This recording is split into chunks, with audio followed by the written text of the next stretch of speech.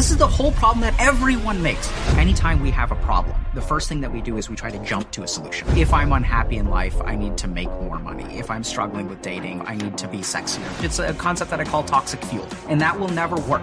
Because if I give you a glass of water, and then I piss it, and then I add sugar, it doesn't remove the piss. Because no amount of building something good will remove something bad. In order to change behavior, what you need to do is... So true. Dr. K is the Harvard-trained psychiatrist and former monk specializing in modern mental health, blending neuroscience with real-life wisdom to help millions of people unlock their true potential. There's a loneliness epidemic, social anxiety is increasing, and falling in love seems harder. But we have all the answers. The problem is that everyone is doing the wrong things now. First of all, talking about our problems can absolutely make things worse because there's a particular way we have to talk, but we're not taught how to do that. The second thing is we are struggling to fall in love. And that's actually because we're exhausting our dopamine through things like devices. Yeah, people don't realize. And then the rise in social anxiety is because everyone is texting. So the parts of our brain that reassure us in social situations are starting to rust. So there are core things that we have to start doing. So the first is that... Dr. K. Why don't people achieve their goals? Now, this is really interesting. There are two kinds of people in life. There are people who I'm going to advance towards my goals. And then there are the rest of us who are I'm trying to be like these people who are productive, but I'm going to do nothing. And trauma is the big difference here. Really? Yeah. And this is what tends to happen. So...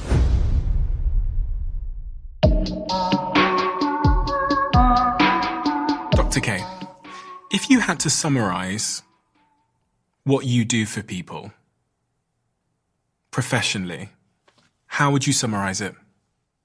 I help them understand themselves. And now expand for me what that means. Yeah, so here's the thing, right? So there are two great traditions that have taught us about how humans work. One tradition is spirituality, which we've had for a couple thousand years. The other tradition is science, which we've seen an explosion of, especially in the fields of neuroscience and psychiatry over the last 20 years. And so these are the two places that human beings learn about themselves. So when I work with someone, what I try to do is draw on both of those traditions. And I especially focus on the area of spirituality that has scientific verification and teach people how they work.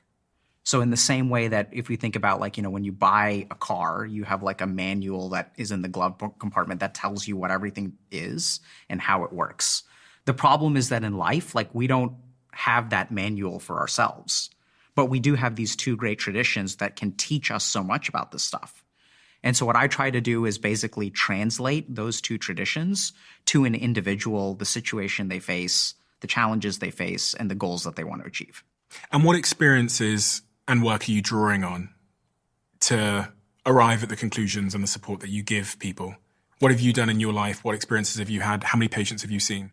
The first experience that I draw on is my own. So I struggled a lot in high school, college, failed out of college, was addicted to video games, had no idea what I wanted to do with my life.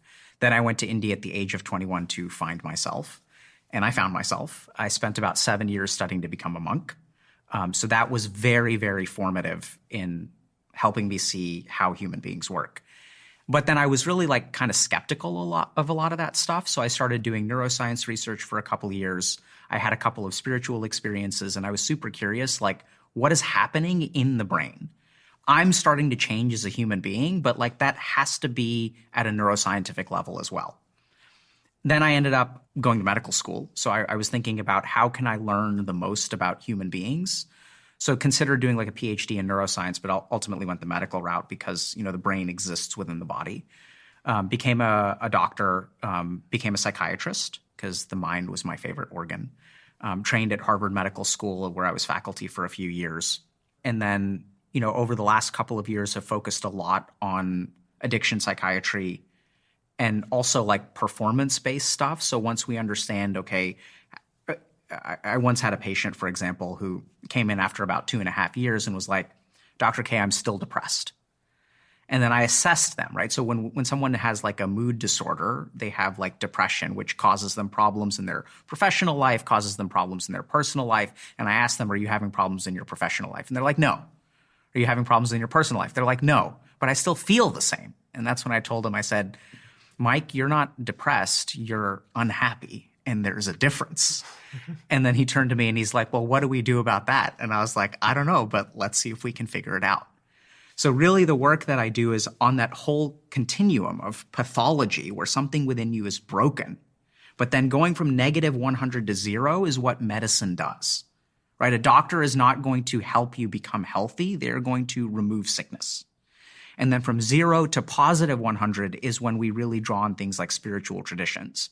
Because meditation, if you look at like the teachings of the Buddha was not using mindfulness to treat social anxiety disorder. He was using mindfulness to attain enlightenment, to attain the heights of human perfection. And so that whole continuum is where I work.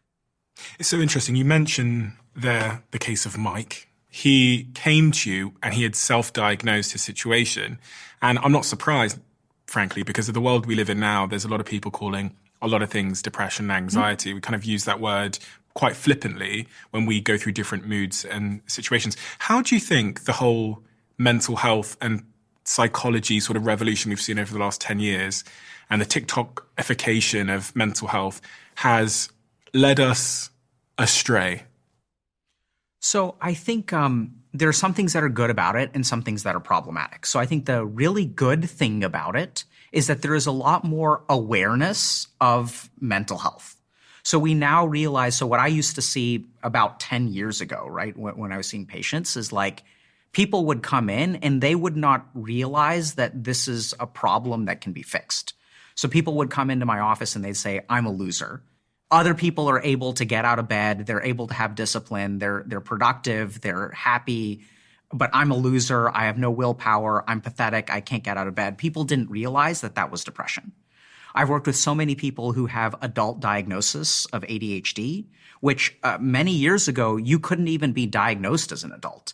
ADHD had to be something that was kind of like a pediatric diagnosis. So now I think the best thing is that people recognize that, okay, maybe what is wrong with me is not like me. I'm not fundamentally broken in some way, but there is some kind of process going on in my brain, in my mind, that is responsible for my problems. And if I fix that, then I can be well.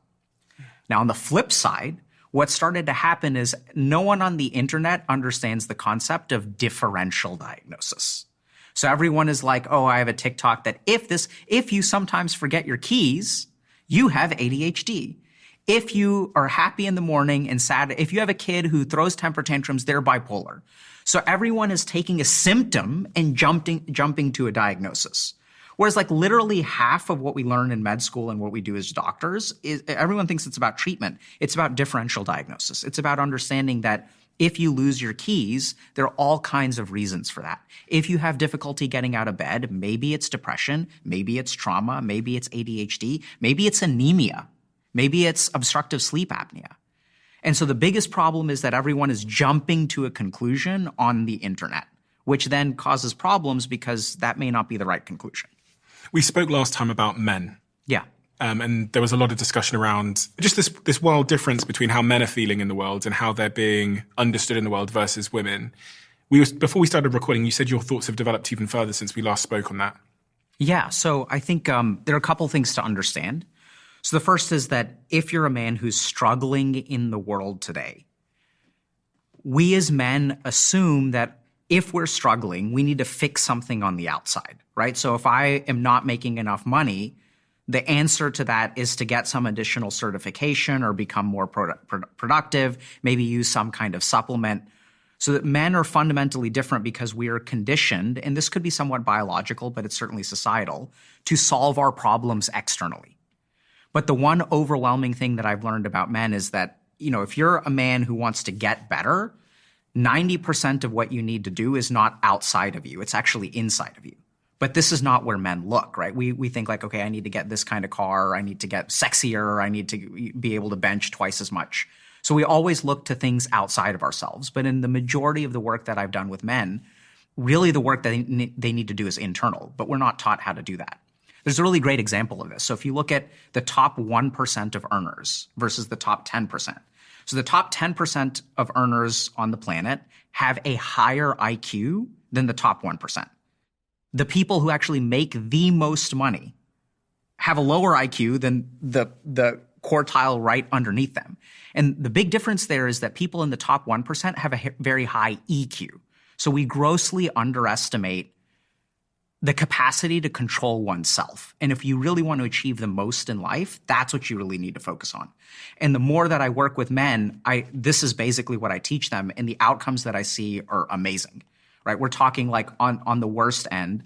I worked with a 32-year-old guy who started using drugs when he was 13 years old, polysubstance use, mostly opiates and heroin. So at the age of 32, no job, not living on the street, crashing with his girlfriend. And then within a span of 4 years, this guy became a therapist himself, had a stable income, got married, and published his first dystopian fiction novel.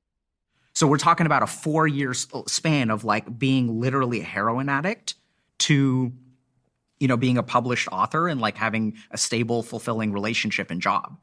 And all of that work is like internal. It's about understanding the way that you work, understanding the way that your brain works, and learning how to control yourself.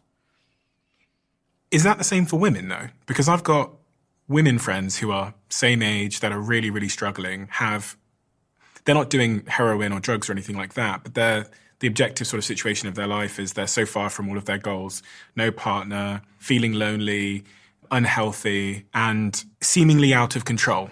Yeah, so I've worked with plenty of women for whom that is a problem as well. But I think if we look at on average, right? So remember that like within any population of men and women, there's going to be more variance between women than there is between men and women. Sure.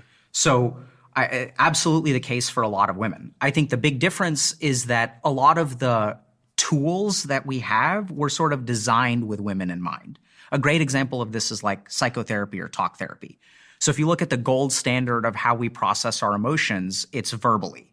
Now, the studies actually show that if you look at like estrogen has a very, very interesting effect on awareness of your internal emotional state and the ability to articulate your internal emotional state.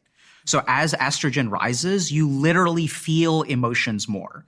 So this is why women will have problems like premenstrual dysphoric disorder, PMS. When there are these hormonal fluctuations, it's not that we should treat them poorly or anything like that, but they actually literally feel emotions in a more intense way because of the fluctuations in their estrogen level. So it's like that's like scientific fact. It's not like it's not good or bad, right? It's just something that's a fact. So the higher your estrogen is, the more emotional awareness you'll have. So there are some biological factors. And then there's also like, if you look at the way that women are conditioned, they're conditioned to be good listeners, to provide emotional support for the men around them. And so they're a lot better at verbal fluency. Like that's not even related to emotions. You can look at, boys and girls who are 8 years old. Girls will have a higher level of verbal fluency than boys do at the age of 8.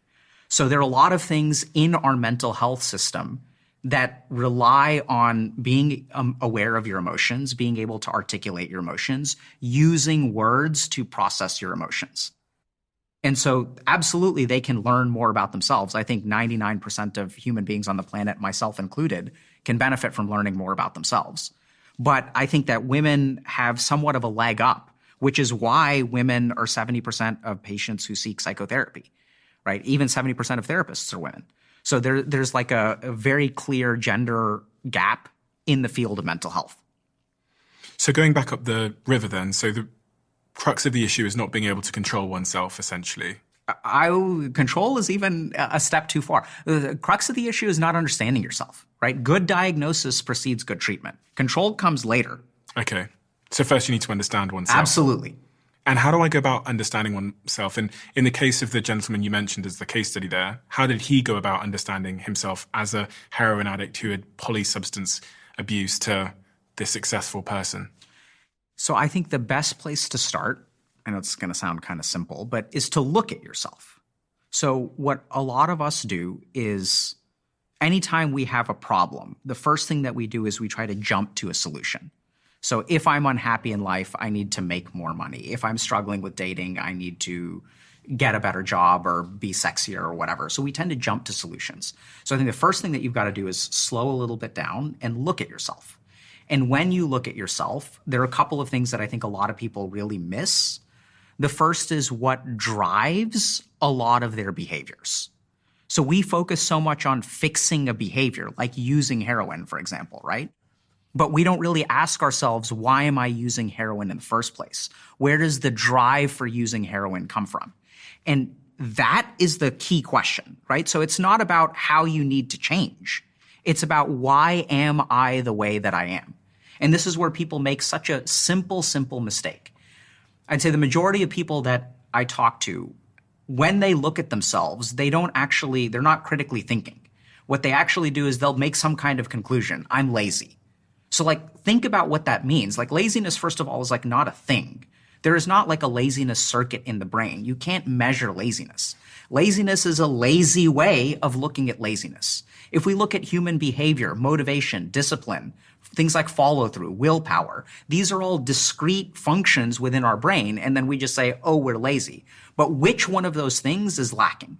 So as we understand, okay, why are we lazy? What does that really mean? Where is my motivation coming from? What is the status of my willpower? As we explore these kinds of things, that's when we see really what the answer is. And the really cool thing is, if you look at a lot of research on things like, we use this technique called motivational interviewing, where in order to change behavior, you don't need to convince anyone of anything. You need to help people understand things. And once a human being understands something themselves, they will automatically change behavior, right? If I tell you, hey, Stephen, don't touch that pan, it's hot, and you touch the pan and you burn yourself, you won't listen to me. But the moment that you touch it and you get burned, suddenly your behavior will change on its own. We learn through experience. But if you look at the way that most people try to solve their problems, it's not through experience, it's through information. Oh, I have a problem, let me buy a book. I have a problem, let me listen to a podcast. Let me watch a YouTube video. And this is what we see, right? There are literally millions, if not tens of millions or hundreds of millions of people out there who are gaining a lot of information about change, but aren't actually changing. It's wild. Why is that? There's quite a complex psychological thing, because there's a certain type of person who is like a self-development junkie, but they never self-develop. Yeah. They go to all the conferences, they watch all the videos, they've got, they know all the words, but they don't actually put anything into action. Yeah, so there's a lot of subtlety, but the craziest thing is that, anytime we engage in some kind of self-help kind of thing, it actually is a coping mechanism to deal with some negativity within us. So let's say that I feel like I'm lazy. So then my mind looks at me and says, okay, I'm lazy, I need to do something about it. And then it's really tricky, right? Because your brain sees two options. One is that I can do something hard, or the other is I can do something easy. And we have to understand this. The brain has evolved to be lazy. The brain has evolved. Laziness is efficiency. We want to get the most yield out of the smallest investment. So then what happens is our brain is like, okay, I could go to the gym, or I could watch a video about working out. And if I watch a video about working out, I will be more efficient when I go to the gym.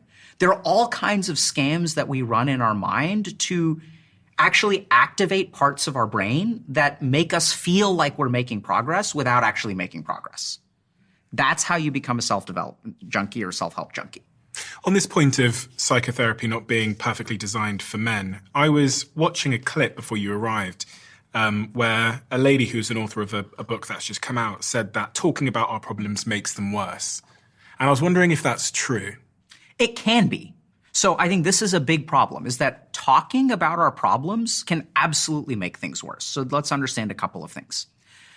So the first is that there's this assumption that talking about your problems makes them better. But there are actually very specific things that need to happen in order for talking about your problems to make things better. The most important thing is something called an emotional catharsis. So this is where you have a breakthrough in therapy. So there's this moment where there's a lot of dormant stuff. And Freud even described this, where you have this moment of very, very intense emotion that is relatively new. It's kind of dormant, but it's not like venting. We'll get to venting in a second. And so there's a particular way we have to talk about problems that triggers emotional catharsis. Emotional catharsis creates something like a breakthrough. So this is also like an experience. So this is not just talking about my problems. This is experiencing my problems in a different way. So it's kind of like touching the hot pan. Mm-hmm. Usually it's kind of painful. So when we're doing work with a trauma survivor, we don't want to just talk about the trauma. We want to sort of dig into it a little bit more and have an emotionally healing experience. The real problem is that sometimes what will happen is people will just talk about their problems. So they'll use therapy as essentially like a venting session. And venting, if we look at kind of the neuroscience of venting, venting is useful for reducing our negative emotion in the moment. But this is the really tricky thing. If we kind of think about it, like I'll ask you, maybe you know this, maybe you don't, but why do we have negative emotions, Stephen? It's a signal. For what? I would guess that depends on the negative emotion, but I guess it's a signal that is there to help us connect with people. Oh, okay. So I think it can be, sure. Loneliness. Loneliness is a great example of a signal that's designed to connect with you. What about something like anger or fear? Why do we have fear? To warn us against impending danger? Absolutely, right? So if I'm like running through the jungle and I see a tiger and I have fear gives us information, and what else does it do? Gives us a physiological energy and very reaction, good. Adrenaline. Absolutely. For what purpose? To flee. Absolutely. So this is a big thing that people don't understand. The primary motivator for change is actually negative energy, a negative emotion. So this is the problem with venting. If you vent and get rid of all of your negative emotional energy, the drive to change will disappear. So if we kind of think about it, what motivates you the most? It's actually negative emotion. And you can literally look at the neuroanatomy of things like the amygdala. So the amygdala is very close to the hippocampus, which is where learning and memory happen. So we actually learn the most through negative emotions. So if I've been happily married for 15 years and there's infidelity, right? One case of infidelity, the negative emotion from that one case of infidelity can drastically motivate me. So one of the biggest problems that I see is that we try to get rid of our negative emotions, and in doing so, we actually hamstring our motivational capability. So I've seen this a lot where people will come in and they'll go through like what they think therapy is, which is like, actually same guy, Mike, came in and he'd like kind of talk about his problems. And I was like, Mike, is this helping? So I was still a trainee at the time. So he'd been seeing me for about 6-8 months. And I was like, you come in here and you kind of talk about your problems, but like you don't seem to be getting better. I didn't know how to do therapy at the time. And then he's like, isn't that what I'm supposed to do, is come in and talk about my problems? I was like, yeah, I think so. I was a second-year psychiatry resident, but I was like, is this helping? He's like, no. And I was like, okay, we got to do something else then. Coming in and just venting is not actually psychotherapy. That's not like, so talking about your problems, reducing your negative emotional energy can actually keep you stuck. And if you pay attention to people in your life, you'll notice that there are some people who just like bitch all the time, right? They're just like constantly complaining, they're constantly venting, and they don't actually do anything to change their life. It's interesting because with the advent of social media, you now get reinforced by deficiency promotion, I call it. There's kind of these two types of ways that you can build an audience or a personal brand. One of them is idea promotion. These are my ideas. This is how I think about something. And the other that's emerged, which is really interesting and a little bit toxic, is like deficiency promotion. These are all the ways that I'm broken. These are all the ways that I'm inadequate. And you can build an entire audience around that, which resonate with your inadequacies. And then that inadequacy, that you get held there. Because that's the speaking appointments you get booked to do. That's what your book's about. Your book is about all the ways you're broken and flawed, all the stuff you've been through. And then it becomes your profession. And I watched that play out so many times. I'm like, I talk to my friends about it. I'm like, be careful of deficiency promotion because you might accidentally build a revenue stream there and then you're fucked. Yeah, absolutely. I think what we see is that there's a lot of empathic resonance, right? So, and I think in some ways that's a good thing. So I think when I'm a broken human being, there are a lot of broken other human beings. The problem is when you're a broken human being, you don't feel like you're a part of society. You're like broken and everyone else is out there living their lives and being positive. And so it can feel so relieving to connect with someone else, to realize, oh my God, I'm not alone, right?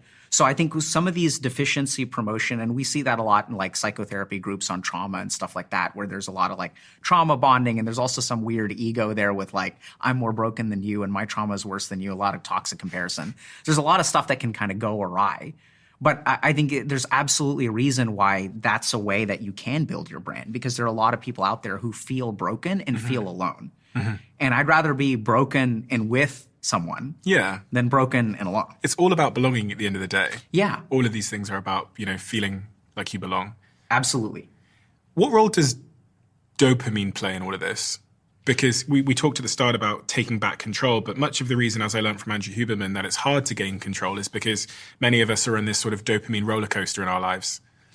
Yeah, so I think dopamine plays an important role, but the one thing that I really come to appreciate is that how little of a role it plays.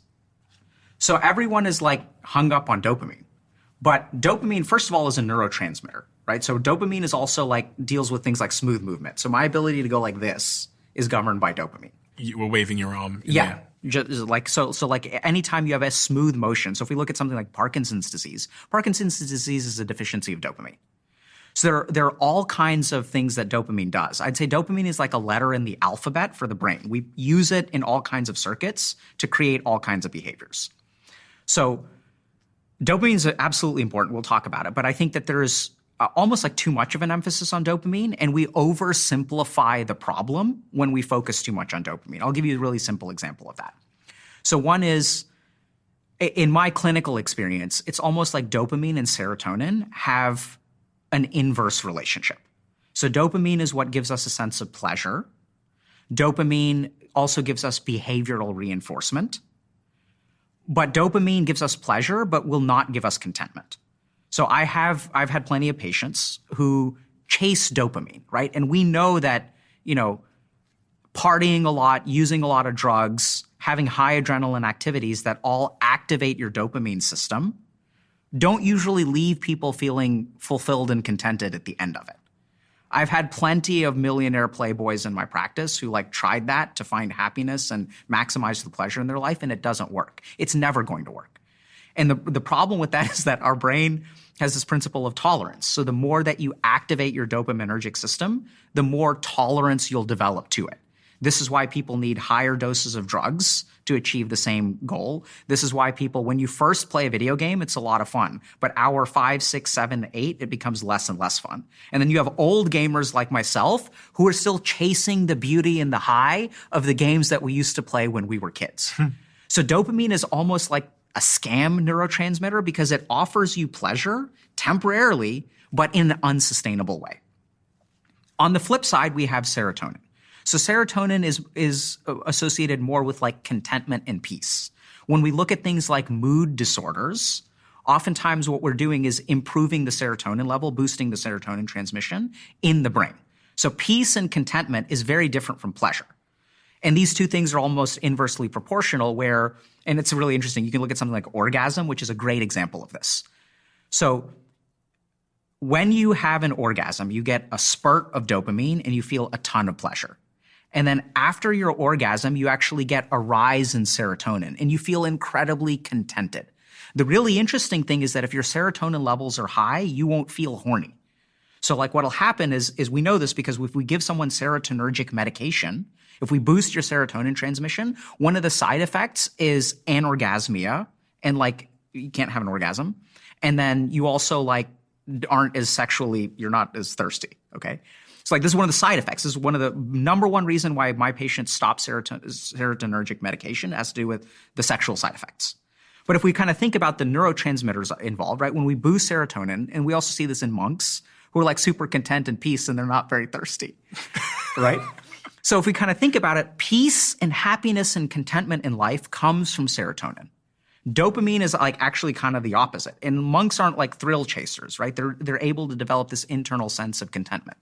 So dopamine is absolutely a part of the problem. It's a very important part of the problem. But I think that it's one piece in a larger whole.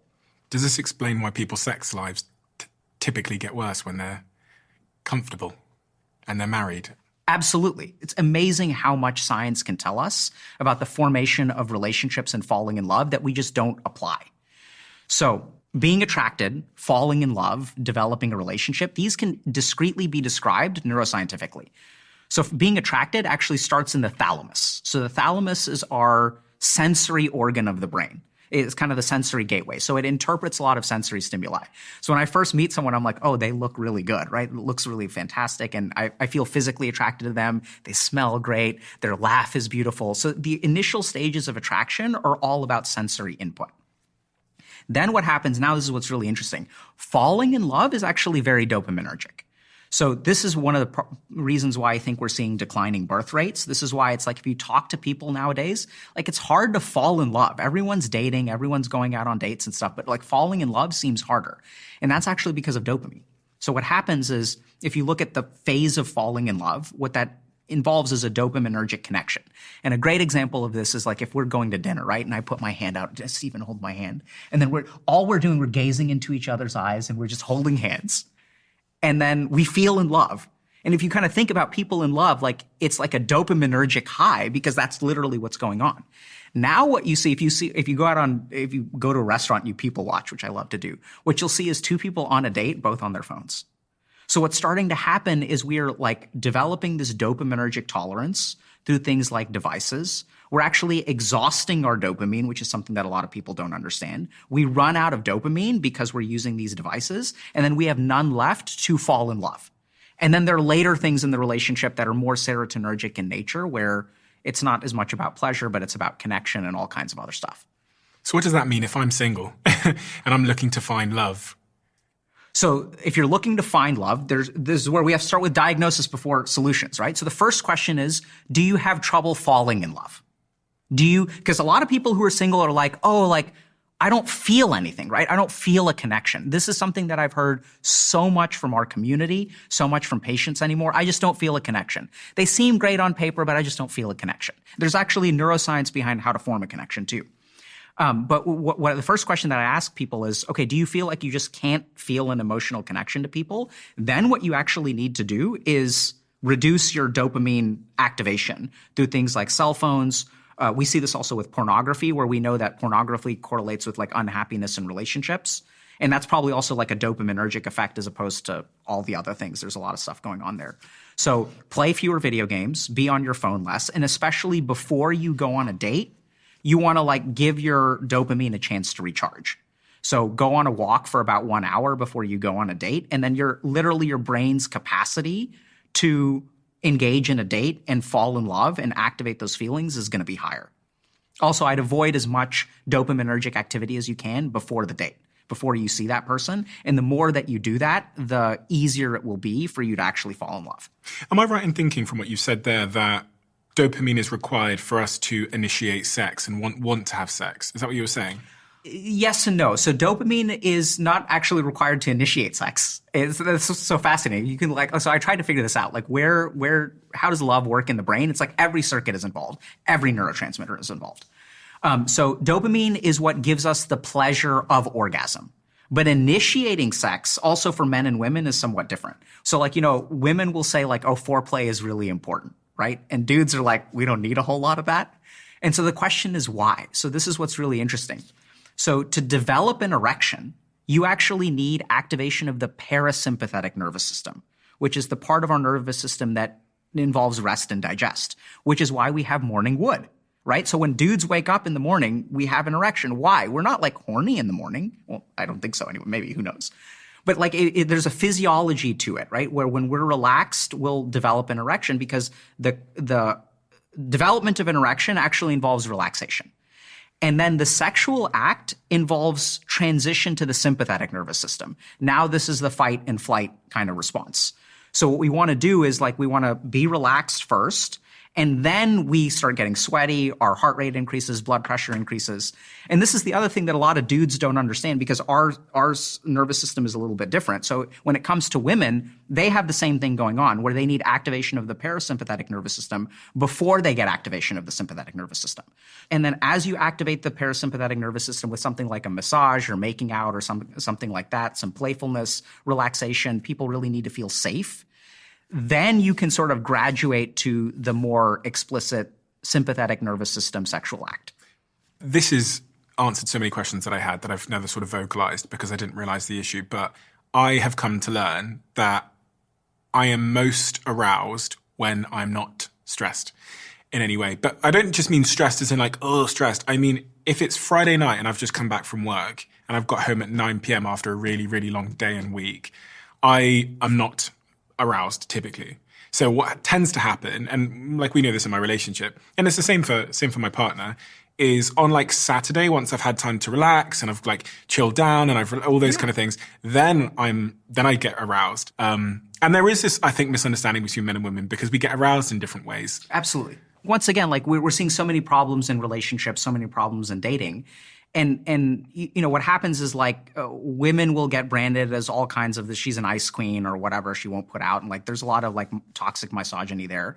And then men will also get branded as like, oh, men only want one thing and they're you know, so horny, which can somewhat be true. But I think this is the kind of thing where once you understand, you know, how does the male body work? How does the female body work? What are the ways? Because the majority of it is actually very similar. So like what separates men and women is less than what we share. Mm-hmm. So if you look at, for example, like how to create romantic attraction on a first date, like there's a lot of good like neuroscience data about things to do. And it's not surprising at all because if you look at what's the trend in dates, everyone is doing the wrong things now. Dates are turning into like interviews, right? Where it's like, I need to know if I'm going to waste my time or not. So we're going to sit down at a table. Oh, do you want kids? What do you want this? How much do you like to travel? How many trips per year? It almost becomes a negotiation. And if you look at the science of how human beings fall in love, it's completely different. What is that relationship between, because as you're describing that dating process, in my head I thought, God, that sounds stressful. And then I thought of how expectation generally creates stress. So whether it's in the bedroom, having an expectation that we're going to fuck tonight because it's Thursday and it's date night, or having an expectation when you go on a date, the impact that stress has on your dopamine and your ability to be like open and receptive. Yeah, so it's so interesting, right? So like, I know it sounds kind of weird, but let's use your example of it's Thursday and we're going to fuck tonight. So that can be stressful. Or like, I don't know if you've been in a relationship like this, it can be awesome, right? So like if I haven't seen you all week and you haven't seen me all week and it's like Thursday and this is the time we've set aside and like we're finally meeting and we both are like, we're going to fuck tonight, then it's great. Like, you know what I mean? Or not so much, or I don't know. No, yeah. Right? So like, this is the key thing that a lot of people don't understand. So attraction is not about whether we're going to have sex tonight or not. It's that you and I need to be on the same page.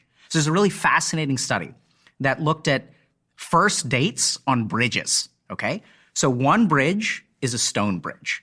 One bridge is a rickety wooden bridge that's wobbly. And what the study found is that when you have a date on a stone bridge, people feel less attracted to each other than when you're on a rickety bridge. Now, what's the difference? On the rickety bridge, I'm a little bit scared and you're a little bit scared. So what really the foundation of romantic attraction is actually empathic resonance. When I feel the same things that you feel, when we both feel, it doesn't even have to be good. It can be negative things. It can be good things. We just need to both be feeling the same thing. That's what creates attraction. This is also why people fall in love in rehab. Like literally at the rehabs that I've worked at, like we have to like almost have a rule, right? We can't technically control them, but we're like, hey, no fucking in rehab. So this is we're gonna have, and because people will trauma bond, right? We're sharing all of this deep emotional stuff. You can be honest, you can be authentic, and there's someone else in the group who's also honest and authentic, and you feel connected. What is the nature of that connection? It's shared empathic resonance. So one of the biggest things that I tell people who are, you know, struggling to succeed in dating is like, what are the emotions that you're bringing to the table? What are the emotions they're bringing to the table? And if those emotions are not aligned, how can you do some kind of experience that creates an emotion? So this is also where like movies aren't necessarily good or bad. The question is, do you guys like the same kind of movies? If y'all like the same kind of movies and you both laugh a lot, that's a great date. You don't need to talk. You just need empathic resonance. So whatever you can do to get empathic resonance will create a connection.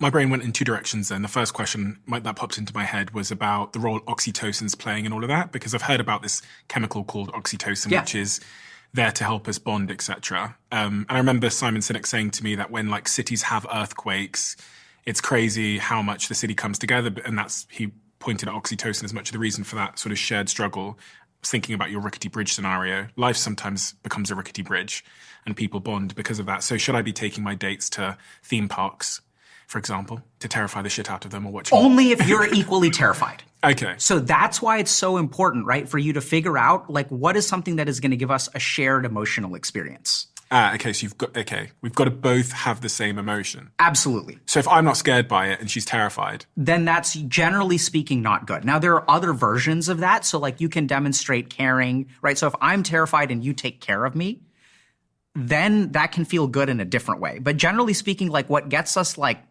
I'm into this person is that we feel an emotional connection, right? That's what I'm like into this person. They're like, what is the nature? The emotional connection is shared emotion.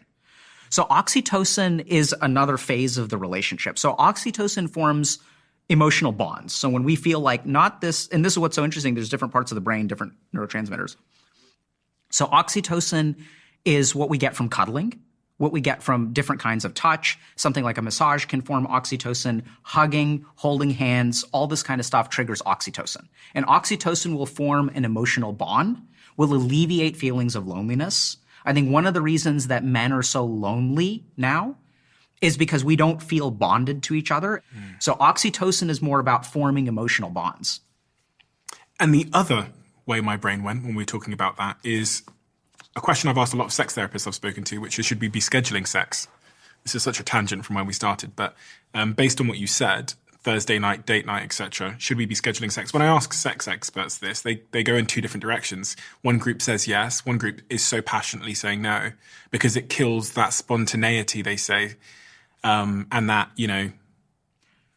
Right. So I think this is a good example of this is exactly what I'm talking about, where we know so much more about physiology and neuroscience now that the right answer to that question depends on the science. Mm-hmm. So you can schedule sex. It's just make sure that you do the things. Are you killing some degree of spontaneity? Potentially.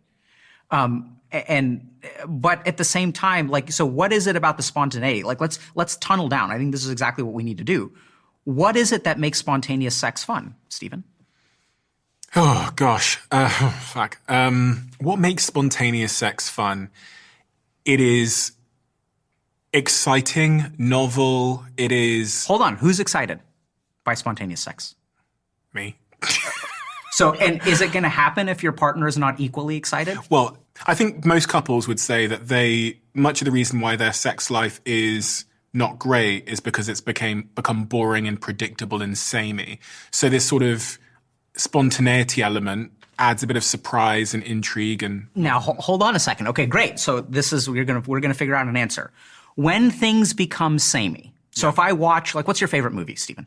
The Pursuit of Happiness. Okay, so if I watch Pursuit of Happiness the first time, how am I going to feel emotionally?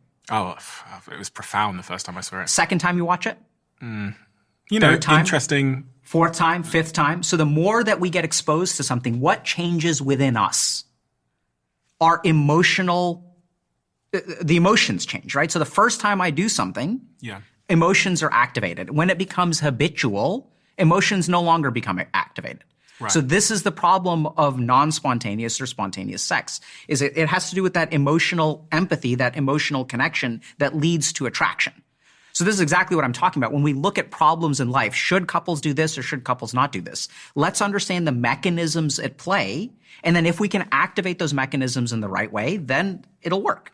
So the issue about spontaneity is if you feel like having spontaneous sex, but your partner doesn't, that's not going to work because y'all aren't emotionally, they can accommodate you and that can be fine.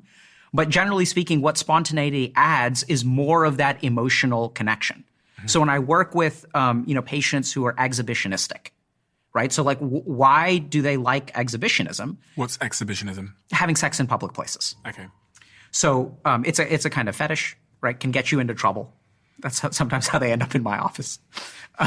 But what if you really look at it, what it's about is emotional resonance. So if I'm having sex in a public place, that's going to activate me emotionally in some way. It's going to activate my partner emotionally in the same way. That's why we do it. So it all comes down to emotional resonance. So the second thing is that if you're going to have scheduled sex, so spontaneous is great, but if you're going to have scheduled sex, that's still fine too. It doesn't kill the spark. You just need to figure out how to activate it, right? So this is where activation of the parasympathetic nervous system. Do something like, give a massage, or even the sex should come after some kind of emotional resonance.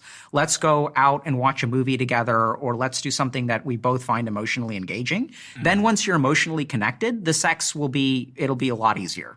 I have a friend who has been trying for a baby. Uh-huh. I'm trying for a baby as well, by the way, but this is not about me. This is not me asking for a friend. He lives in America and he has just had the news that he's having a baby. Very, very happy. And I saw him recently and I was asking him about the process of, timing the sex around your partner's cycle. And they had gone for, I think, 3 years trying to have a baby. So it got increasingly more difficult, all of the complicated emotions. And he was saying to me, he was like, honestly, bro, like sometimes we were having to have sex like 3 or 4 times a day. And I was like, bro, how do you keep an erect? Like when it becomes a job in that context, you're doing it because you need to try and hit this egg. How did you arouse yourself? And he was like, no, I couldn't. He was like, I really struggled. I'd lose my erection all the time. And he literally said to me, yeah, he was having sex 40, 50 times a month to try. And he was basically being ordered to have sex with her. Like, these are the 5 days you better like, have sex with me. That is maybe the extreme case of total dissipation of emotional resonance as it relates to sex. Yeah. And the other end of that pole would be pursuing someone for the first time, I guess, a stranger for the first time. And I guess the job for people in their relationships is how do you keep that emotional resonance? So I think that's exactly the kind of question. And I think the first thing is that's half the answer, is that a lot of people don't realize. So like when people get bored sexually in a relationship, right? So we have 2 populations of people. Some people will get married and they'll continue to have healthy sex lives like well into their 70s. Like one of the craziest things that I remember encountering in med school was like, when I meet a 70-year-old, I don't think about sexual health counseling. And it's one of the biggest mistakes we make as doctors. Like, when you have these retirement communities and stuff, no one's worried about getting pregnant. You can get outbreaks of like syphilis and gonorrhea that'll tear through the community like COVID. Like it's crazy. Like we just don't, but sexual desire doesn't necessarily decrease with age. I know it's crazy, but so then the question becomes, okay, how do you maintain a healthy sexual relationship over time? So at the very beginning, there are things like thalamic inputs, right? So what you see arouses you. There's some amount of novelty, which is also like new emotions, right? So then the 10th time we watch the same movie, our emotional connection is less to the movie. But then this is also how couples have sex successfully over time, is that they do have emotional connections. So as you continue to bond with your partner over the new experiences that your relationship has. So I think having kids is a great example where like having kids will destroy your sex drive for some amount of time. They say, 2 years or something? On average. But even within that, it's amazing because you'll find these moments where like you sort of forget, right? Like how good sex with your partner is. And then the stars align and you have sex and it's actually like incredibly fantastic. It's like, oh, we should do that more, right? Like that's like what kind of starts to happen. So over time, what we want to do is really lean into still that shared emotional connection. Oh my God, I had such a, like, I can't believe that our kid, like finally, like the fever's gone. They're relaxing. We're going to sleep. And then at like 2 a.m., you're going to wake up and it's going to be great. Right. But like, and so as long as you maintain that bond, it's totally fine. And when we think about the mechanisms in neuroscience that drive our behavior, once we're in a relationship, and even if it's a platonic relationship, how do we keep the relationship thriving? Like, what are the mechanisms I need to be aware of in the brain and in neuroscience that are going to enable my relationship to be strong and thriving, whether it's platonic or romantic? Because we talk about loneliness a lot, and there's so many people that are struggling with loneliness, and the reasons that we often attribute to that are the way we're living our lives, or we're behind screens or social media, but it was really illuminating to me that you're able to point to a mechanism in smartphones and social media that is actually inhibiting us forming relationships. And I wondered if the same mechanisms might inhibit us keeping the relationships that we have. Yeah, so I think there are so many things that are going on there. So one is like, how is technology negatively impacting our relationships? And the second is, how do you maintain a healthy relationship over time? So there's like 2 different things that make sense, like what gets in the way, and how do you keep your tire nice and full of air versus how do you fix it if a nail punctures it? So let's start with like what technology is doing. So this is what technology is basically doing to our social connections. There is a whole-scale social skills atrophy and a deconditioning of certain parts of the brain when we use technology. So the first thing to understand about the brain, this is a beautiful thing about the human body. Inanimate objects, the more you use them, the worse they get. But the moment that you have biology, the human brain doesn't wear out, it rusts. So inactivity of the human brain is actually what causes problems. Okay, that's number one. So we can look at studies of like dementia prevention. And what we know is that encouraging neuroplasticity through things like learning how to play the piano at the age of 60 will protect us from dementia. So we need to utilize our brain to make it the strongest. This is also where you can look at the physical body, right? So when I think about what causes muscle atrophy and what causes muscle growth, the more I use my muscles, the more they grow. The more you use your brain, the more it grows. So when we look at connections, if you actually look at human communication, words are maybe, I would say, 25 to 50% of communication at most. So you can walk into a room and without even hearing a single thing that's said, you can know there's tension in the air. Something is wrong. You can even, I remember when I was a kid, I used to get bullied a lot, right? And I would walk into a room and I immediately knew that they were making fun of me. All the conversation would stop and everyone would look, one person would look at me. I'd see alarm in their face. They would all see, everyone else would see the alarm in their face and they'd look over and they'd see me and everyone would stop talking. I know I'm being made fun of. So body language, tone, volume. This is really interesting. So there are even video game companies that are starting to ban people over voice comms. So how do you know if someone is toxically communicating or not? What we used to do is use words, right? So if you say some kind of racial slur in chat, if you type it out, the game knows to scan for that. And then people will start to get around that. They'll use an @ sign instead of an A. So now what they're doing over voice comms is measuring tone. So depending on the volume of what you're saying, right? That's how they're actually detecting toxicity, because that's where toxicity exists. It's not, oh, hey, Steven, you're a real loser. I really dislike you. It's Steven, bro, you're such a loser, man. Oh my God. And even if I say that, right, it's not negative at all, even though I'm using negative words. There's another quick aside. So men are really specific for using the negative expression of a positive affection. So this is something that's different about men. So what we'll do is we'll actually say negative things to a friend of ours to express approval. When someone gets engaged or gets married, it's oh man, it's the old ball and chain. We're going to lose you. You're whipped. But everyone's smiling. Everyone's congratulating you. But we just express it in a negative way. Yeah. So much of our communication is tone, is body language, is volume. Now what's happening is everyone is texting. So then the brain does something that's designed to do. It's hey, we're not using this thing. Let's lose it. So if you don't speak a language, our brain forgets it. So this is what a lot of people don't realize, is that there's a rise in social anxiety. Why is there a rise in social anxiety? It's because the parts of our brain that reassure us in social situations are starting to atrophy. So when we don't pay attention to body language, when we don't pay attention to tone, those parts of the brain shut off. And then when I go into a social situation, those parts of the brain are inactive. So they can't reassure me. Now what happens is I go to a party that I was invited to, or I go to dinner with my friends that I was invited to. I'm kind of sitting at the end of the table. No one's really talking to me. And I'm I really shouldn't be here. These people just invited me out of politeness. They don't really care about me. But if your brain is functioning well, you're able to read all of this nonverbal communication that's reassuring. So when it comes to platonic friends and why this is hard, we're atrophying a lot of the social skills, a lot of these brain regions that allow us to form connections, allow us to feel reassured, allow us to feel safe. Right now, I kind of feel oh, my friends are inviting me, but I'm bothering them by going.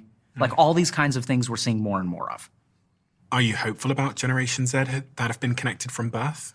Yeah.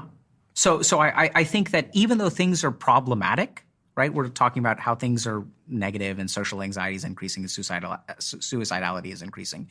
I'm very optimistic because I think we have all the answers. That's what's so cool. We have a problem, but we haven't been addressing it directly.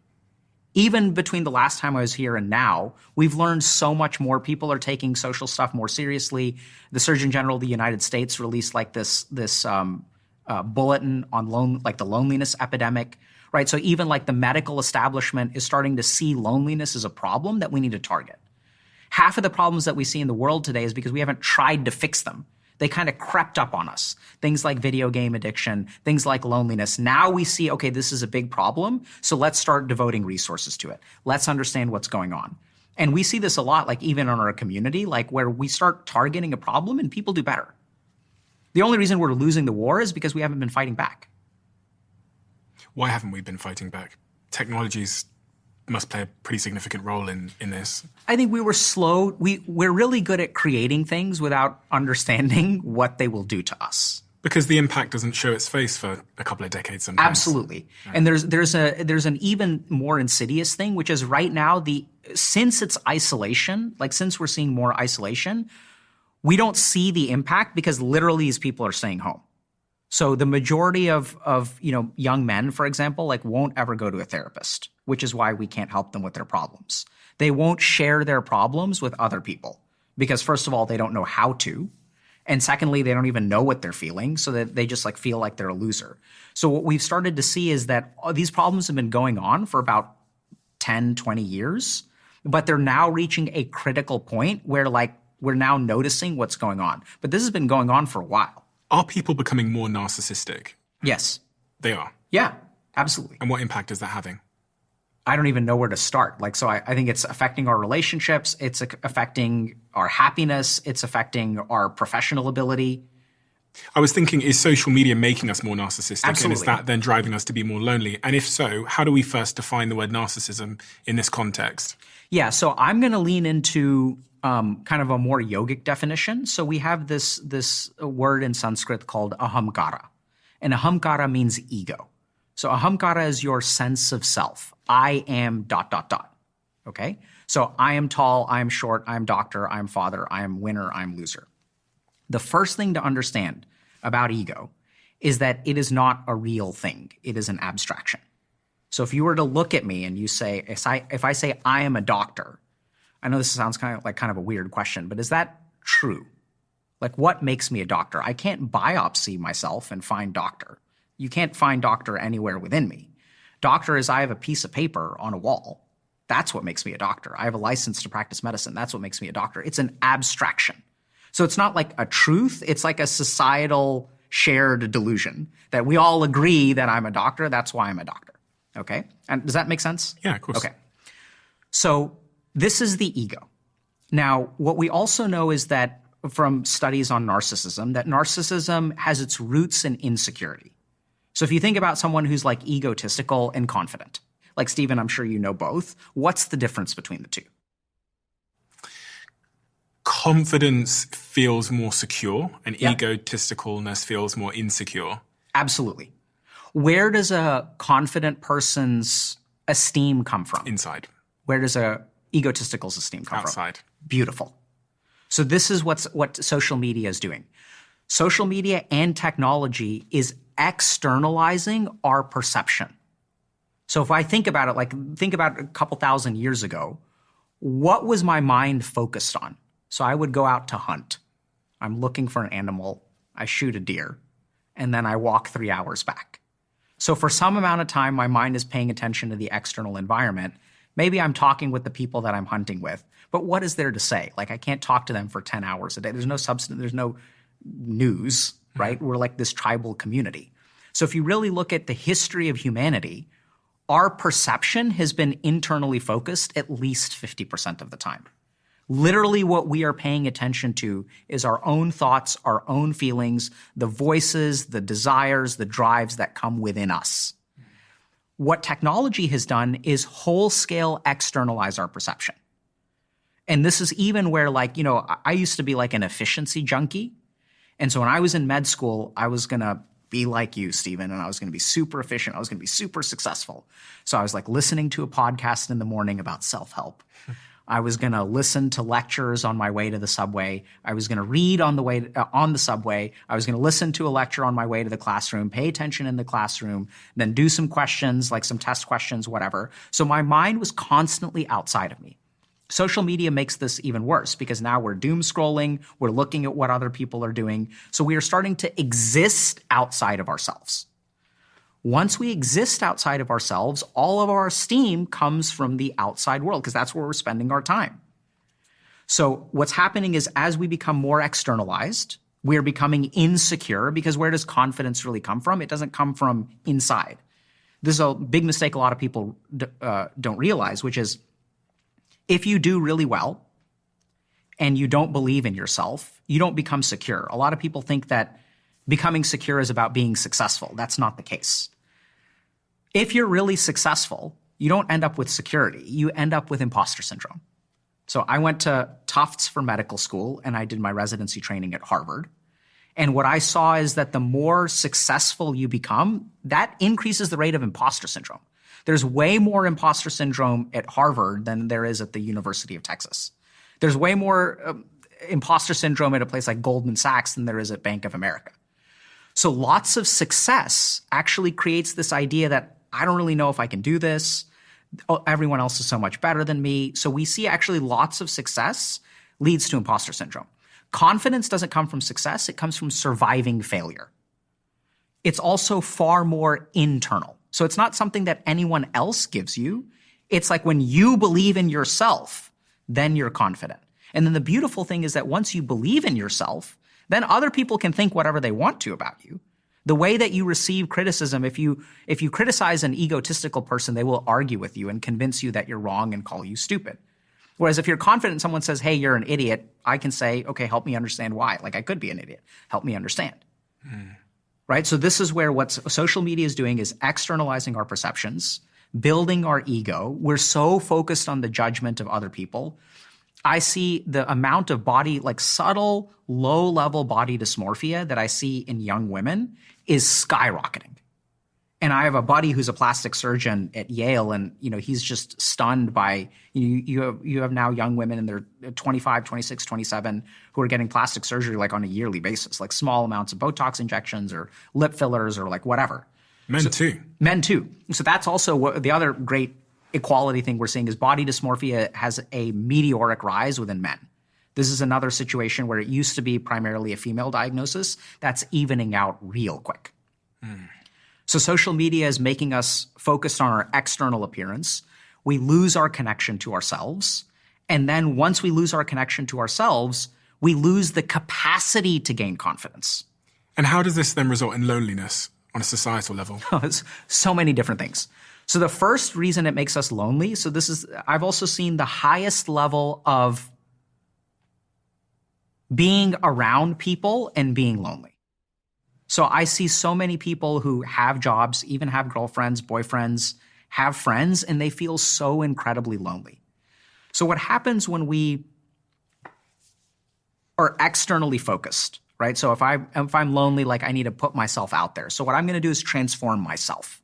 And this is where it's so interesting because a lot of the guidance we give people helps in some way, but actually worsens the problem. So if I'm lonely, I'm going to focus on my social skills. I'm going to get a good haircut. I'm going to learn how to dress. I'm going to start working out. I'm going to become professionally successful. And now I've become something that I can be proud of. And now that I've become something that I can be proud of, I'm going to go interact with other people and look at they're going to love me because now I'm sexy and I'm successful and I know how to talk to people and I'm going to talk to them in this way and I'm going to do eye contact and I'm going to do all of the things. Why are you doing that accent? To connect with you, to make you like me, right? Okay. See, now you're laughing, so now I feel okay because now I know, Steven's laughing. He likes me. I'm likable. So what we actually do is we create a false version of ourselves for people to love. And that's what really screws us because they don't fall in love with us. They don't like us. They don't like the broken, pathetic kid that I used to be. They like this glossy, polished version. And that creates a fundamental loneliness, even though you can be dating. It's so interesting because I'll work with influencers. Like we have a creator coaching program. And like it's so hard for influencers to date because who is are you falling in love with the influencer? Are you falling in love with Diary of a CEO host? Or are you falling in love with Steven? Right? Is it Dr. K or is it Alok? So this is what's really paradoxical is that we think that forming all of these connections will help our loneliness, where oftentimes it creates the opposite effect, where now what they love is a version of me, not the real me. And now the problem is they love this polished version. What happens if I show them the ugly version? They won't accept me. I can never show it to them. This is what I noticed in my own life. I noticed that before 25, I was a total failure with women. And before 25, the real defining characteristic of that chapter of my life was all the external stuff, like the Louis Vuitton bag, the champagne bottles in the nightclub, the really trying really, really hard to convince them. And then after 25, I had much more success with women. And that chapter of my life can be characterized by knowing who I was and being cool with it. All the stuff seemed to fall away. Like all the external stuff seemed to fall away. And for some reason, because I talk to my friends who are struggling with dating at the moment about this, just to see if it can help them in any way.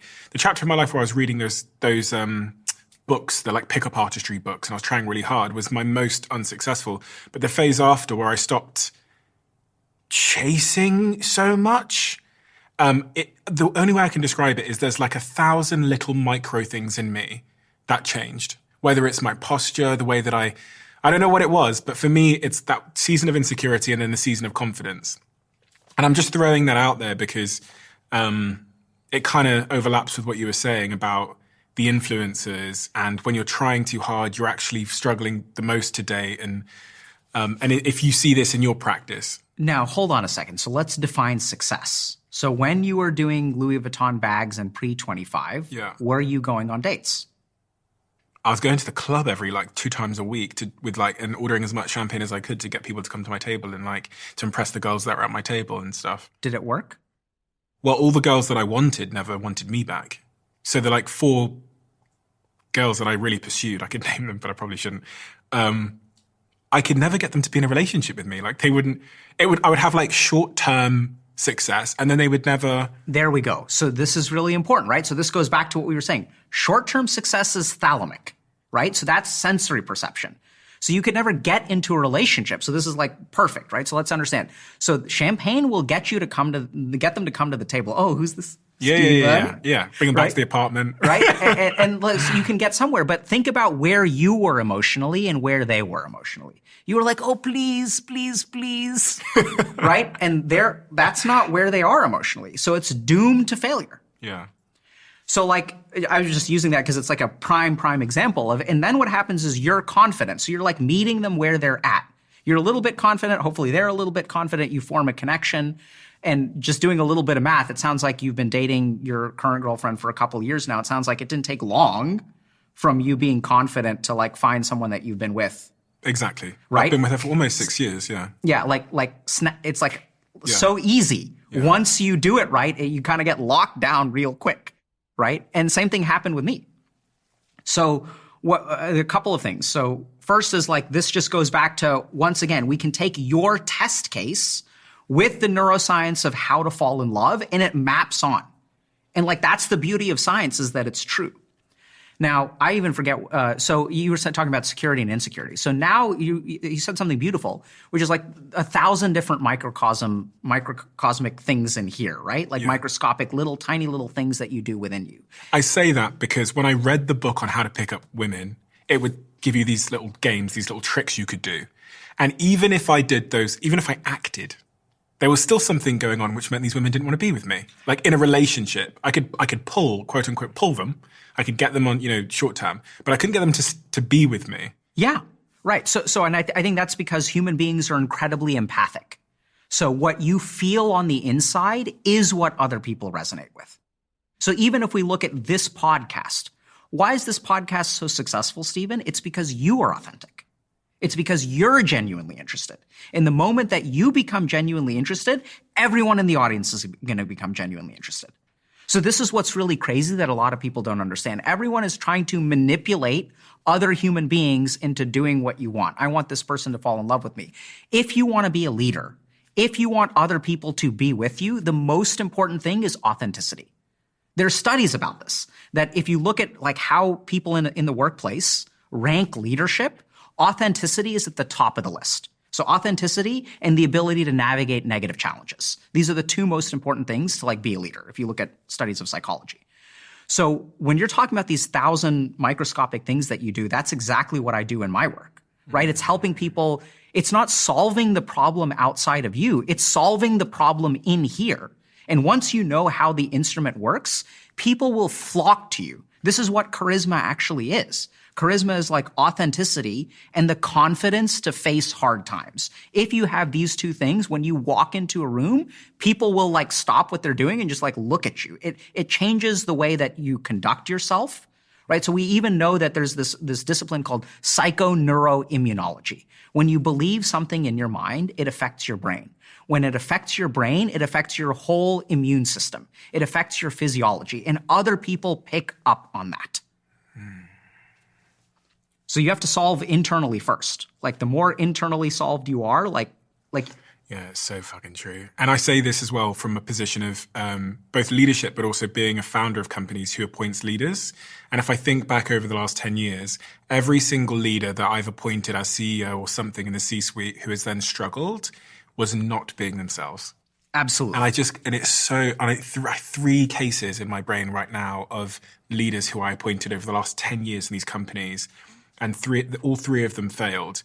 And if I could articulate exactly why they failed, it was because they were trying to be what they thought a leader was, and they weren't being themselves. And people can see it. Like the thing I said about the 1,000 little micro expressions that you can't control, that just show up invisibly when you feel a certain way inside. That's exactly what those 3 leaders that come to mind didn't understand. Was I, watching them do the presentation to the team, was thinking, God, that person's not being themselves. And they're trying to be a leader. And if I know it, I bet everyone else in this bloody room can feel it too. And then I've seen the opposite as well, where leaders have been tremendously successful. And you just know that this person that I'm experiencing right now is who they are. So that's the crux of it, right? So I think that the challenge right now is everyone is looking to become something that they're not, as opposed to really understanding who you are, the good and the bad. Oh, it's easier said than done, though, isn't it? In the world we live in. Well, that's because we don't know how to do it. I mean, until now, we don't know how to do it properly. How do we do it? So I think there are a couple of core things that we have to start doing. So the first is that you have to become less alexithymic. So alexithymia, I don't remember if we've talked about this before, but alexithymia is color blindness to your internal emotional state. So you have to know what you are feeling basically at all times. Our emotions are our primary source of motivation. And our emotions will also, just because we are numb to our emotions doesn't mean that our emotions don't act. So we see this a lot with technology, where technology suppresses your internal emotional state. You don't know what you're feeling, but this is crazy. Just because you're not aware of your anxiety doesn't mean that it's not like your anxiety portion of your brain shuts off. And if you're worried about this, there are a couple of really interesting signs. So one thing that's a really interesting sign of suppressed emotion is what happens when nothing else is going on. So a lot of us are addicted to this external world. I need to be doom scrolling. I need to be doing social media. I need to be productive. I need to be listening to a podcast. We can't sit with ourselves. So when you go to bed at night, can you just fall asleep naturally? Or what happens a lot is suppressed emotions start to come out when we sleep. And this is the big problem, is the more technology we use, that we get into this weird situation where another good place that emotions come out is during dreams. So we do a lot of our emotional processing when we sleep. Now, the big problem that we're seeing nowadays, this is kind of a random aside, is that normally the human being processes emotions throughout the day for about 16 hours, and then whatever is left over at night gets processed while we sleep. We have dreams and things like that. Now what's happening is we do zero emotional processing through the day, and so our brain can't really make any emotional progress because it has all this work that's been built up. We've been suppressing emotions, suppressing emotions, suppressing emotions. And in my case, when I was addicted to video games, I had to play until the state of absolute exhaustion, because if I went to bed, all of these thoughts will come up. I saw this hilarious meme about, we have, during the day, we're sitting upright, so all of our anxiety is at the bottom of our feet. And when we lay down like a liquid, it enters our brain. So if you're someone who has a lot of, negative emotion when you go to bed at night, that is a signal that you are suppressing too much emotion during the day. Okay, so you're talking about me to some degree here. Now, I wouldn't ever categorize the emotion I experience at night as negative always. Sometimes it is a little bit negative, sure, but it's typically not negative. It's just loud. So what I end up doing is I end up watching YouTube until I fall asleep, or watching some serial killer thing until I fall asleep. And my partner, she's the opposite. She's a bit of a yogi. She can just, if she's on the pillow for 3 minutes, she is brilliant, right? She's snoring. I'm so jealous of it. Yeah, and so what you need to do is, so if you have loud emotion, so what's an example if it's not negative but it's loud? I love the way you said that, by the way. It's me thinking about something in the company or one of the businesses and going, okay, this is the solution. Now I finally figured out the solution, and I need to write this memo, and I need to blah, blah, blah, blah, blah. Yeah, so I think that it makes a lot of sense. So whatever is built up throughout the day, whenever your brain gets idle time, it will process. So this is also something that I think a lot of people don't realize. We've stopped harnessing the power of our subconscious mind. So if you look at, we're all like logical, right? We're like, let's do analysis, let's do this. If you really look at the source of human like brilliance, it's never logical. So logic is something that we use to feed our subconscious mind or our unconscious mind data. And then our unconscious mind plays around with it and then actually creates a motivational change. So when I work with people who are addicted to substances, or, I worked with someone recently who had a relationship that wasn't going on very well, right? And so what happens is we're like, I don't know what to do. Should I break up? Should I not break up? You don't know what the answer is. And then what happens is you're like, okay, let me break up with them. And then you haven't really worked through it. So when you break up with them, now I feel alone. Oh, maybe they'll take me back. I'm going to text them anyway. And then we see this ping-ponging. So also if you're ping-ponging in life, your unconscious mind is not functioning the way that it's supposed to. If you think about a healthy breakup, what happens is you wake up one day and you're like, enough is enough. I'm done. Think about that for a second. Where does that resolve come from? Why didn't you wake up with it the day before or the week before or the month before? I see this a lot in addiction psychiatry too, where one day, like after 14 years of alcohol addiction, enough is enough and I'm done. And that's what happens with most people. They'll do it cold turkey, like at some random time. But what's going on is there's a lot of unconscious work that your brain is doing that then creates resolve. And what we're starting to do is we're not allowing our brains to do that because we're so occupied in the external world. We don't experience our emotions. And if we don't process our emotions during the daytime, then at night, which is where the majority of learning and memory take place, that's when we have consolidation of memory. But if you've have a bunch of piled up emotions, your brain can't learn from your mistakes. So what we really need to do is be more aware of our emotions during the day and do some amount of emotional processing during the day. That'll unlock or free your brain up to do all of this other stuff at night. How? Great question. So I think this is where it gets kind of technical. So the first thing that I would say for men especially is that we experience a lot more emotion in our bodies than is generally psychiatrically accepted. We're seeing some changes of this. So one really good example of this, about 10 years ago, so I'm kind of interested in evidence-based complementary and alternative medicine. So someone that I met said, hey, have you ever heard of tapping? And I was like, what is this? And it's something called the emotional freedom technique. And what they told me is that if someone has trauma, you can tap on them, you can become a tapper, and there's this particular way to do it. And then you tap on certain parts of their body, and it releases the trauma. So I was like, what BS is this? This sounds like complete BS.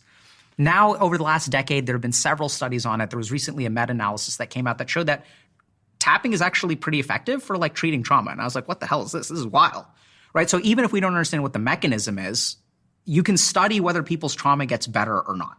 But I think this is just one of the many things that we've learned about emotions existing within the body. This is also a big problem that I see right now in our mental health system is the majority of therapists have no training in the physical body. But if we think about anger releases adrenaline, affects blood pressure, affects heart rate, affects gut peristalsis. So a lot of our emotions are physical. So the first thing that you've got to do if you're a dude and you don't understand what you're feeling is pay attention to your physical body. So do you feel tension? Do you feel a tightness in the chest? And men will actually use very good emotional language as long as it relates to being physical. So I'll tell you, Stephen, man, this girl called me and it was like she kicked me in the nuts. Now, what does that mean? What is that emotionally? I don't know. You don't know. But we both know what we're talking about. We know what it's like. Oh, my God, dude. I know it sucks, dude. It sucks when they kick you in the nuts. Oh, my God, dude. It was like a punch to the gut. Oh, my God, dude. When we have issues of lack of self-esteem, it's like small penises, right? I feel like my penis is small. It's like emasculate. All of these negative emotions, we use physicality. We use the language of physicality. Second thing that you should do is use your physical body. So there's all kinds of things that you can do. So I think deep breathing is a really fantastic thing that you can do. Exercise is really great. I mean, there are tons of people that I've worked with who are like, therapy didn't work for me, but after a breakup, lift, bro. We hear this advice. And we in the medical community have been so arrogant because we've said, oh, no, you should go to talk therapy. You're wrong. Lifting didn't work for you. What you should do is go to talk therapy. That's not the case. When this is working for people, we should pay attention to it. And the more that we learn about science, the more we should tap into our body. So the first thing that I would say is anytime you're feeling uncomfortable, where is that physical discomfort? There's actually a really fascinating study that has mapped sent each emotion, up to 100 emotions, to different different schemas in the body. So anger is like in the chest. Sadness is like in the chest and in the stomach. Worry is in the brain and in the stomach. So like you can actually map out like each emotion to a physical sensation. The cool thing is that once you detect the emotion, if you adjust that physical sensation, you will mentally get better. There's a really great example of this. If you clench your right fist, you will feel angry. And if you clench your left fist, what do you feel when you clench your left fist? Let's see. It's like, I don't know, it feels a bit like a release. I don't know. Yeah, so it's really fascinating. So there's actually studies on this that show that clenching your right fist activates your left hemisphere and will lead to anger. Clenching your right fist. Clenching your left fist will actually calm you down. It can sometimes lead to like sadness, but there are even like all kinds of, because everything in the body is reciprocal. Everything's like a circuit. So you can activate it in one way, like your mind affects your body and your body affects your mind. Even if your dominant hand is your left hand? We don't know. Okay. So I think these are usually done on right-handed people, so there may be some variance. But the key thing still remains that, there's one technique that I'll do with patients in my office when they're about to have a panic attack. If we're doing like some deep trauma stuff and they're getting physiologically activated, I will tell them to run as fast as they can for 60 seconds. So when you run really, really fast for 60 seconds, like exercise your heart out, like someone is chasing you, like you're being chased by a monster. So what happens is that when we have a very, very high activation of our sympathetic nervous system, our fight or flight response, it automatically kicks in the parasympathetic nervous system when we're done. So when someone is stuck in an anxiety state, and that's like a feeding cycle, so I feel anxious, now my heart rate is elevated, now adrenaline gets released. Adrenaline travels to my brain and makes me feel more anxious. I have more anxious thoughts. So this becomes a cycle. How do you break the cycle? You actually activate the sympathetic nervous system so hard that the body has to kick in with the parasympathetic nervous system. Which must be quite hard because when people are struggling, they typically have lower motivation, right? Yeah. So getting to the gym is harder. So that's why, so you can do this 60-second run. Like literally, I used to have an office that was on Commonwealth Avenue, and I would walk outside with my patients, and we would run as fast as we can, or do as many push-ups as you can. Interesting. So the really crazy thing is that when we try to control our emotions by calming ourselves down, like if you tell someone who's pissed, hey, calm down, what happens? They don't get calm, yeah. Not at all. Triggers them. Right? So you need to do the opposite. Sometimes you need to lean into whatever emotion you're feeling, activate your physiology, and it'll calm your emotions down. I haven't read the book, but I loved the title of the book, The Body Holds the Score.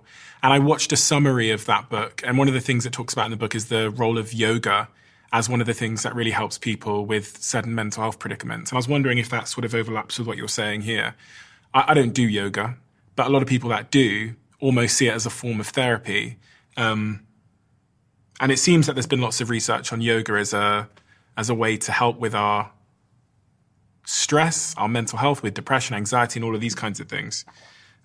What's your thoughts on yoga?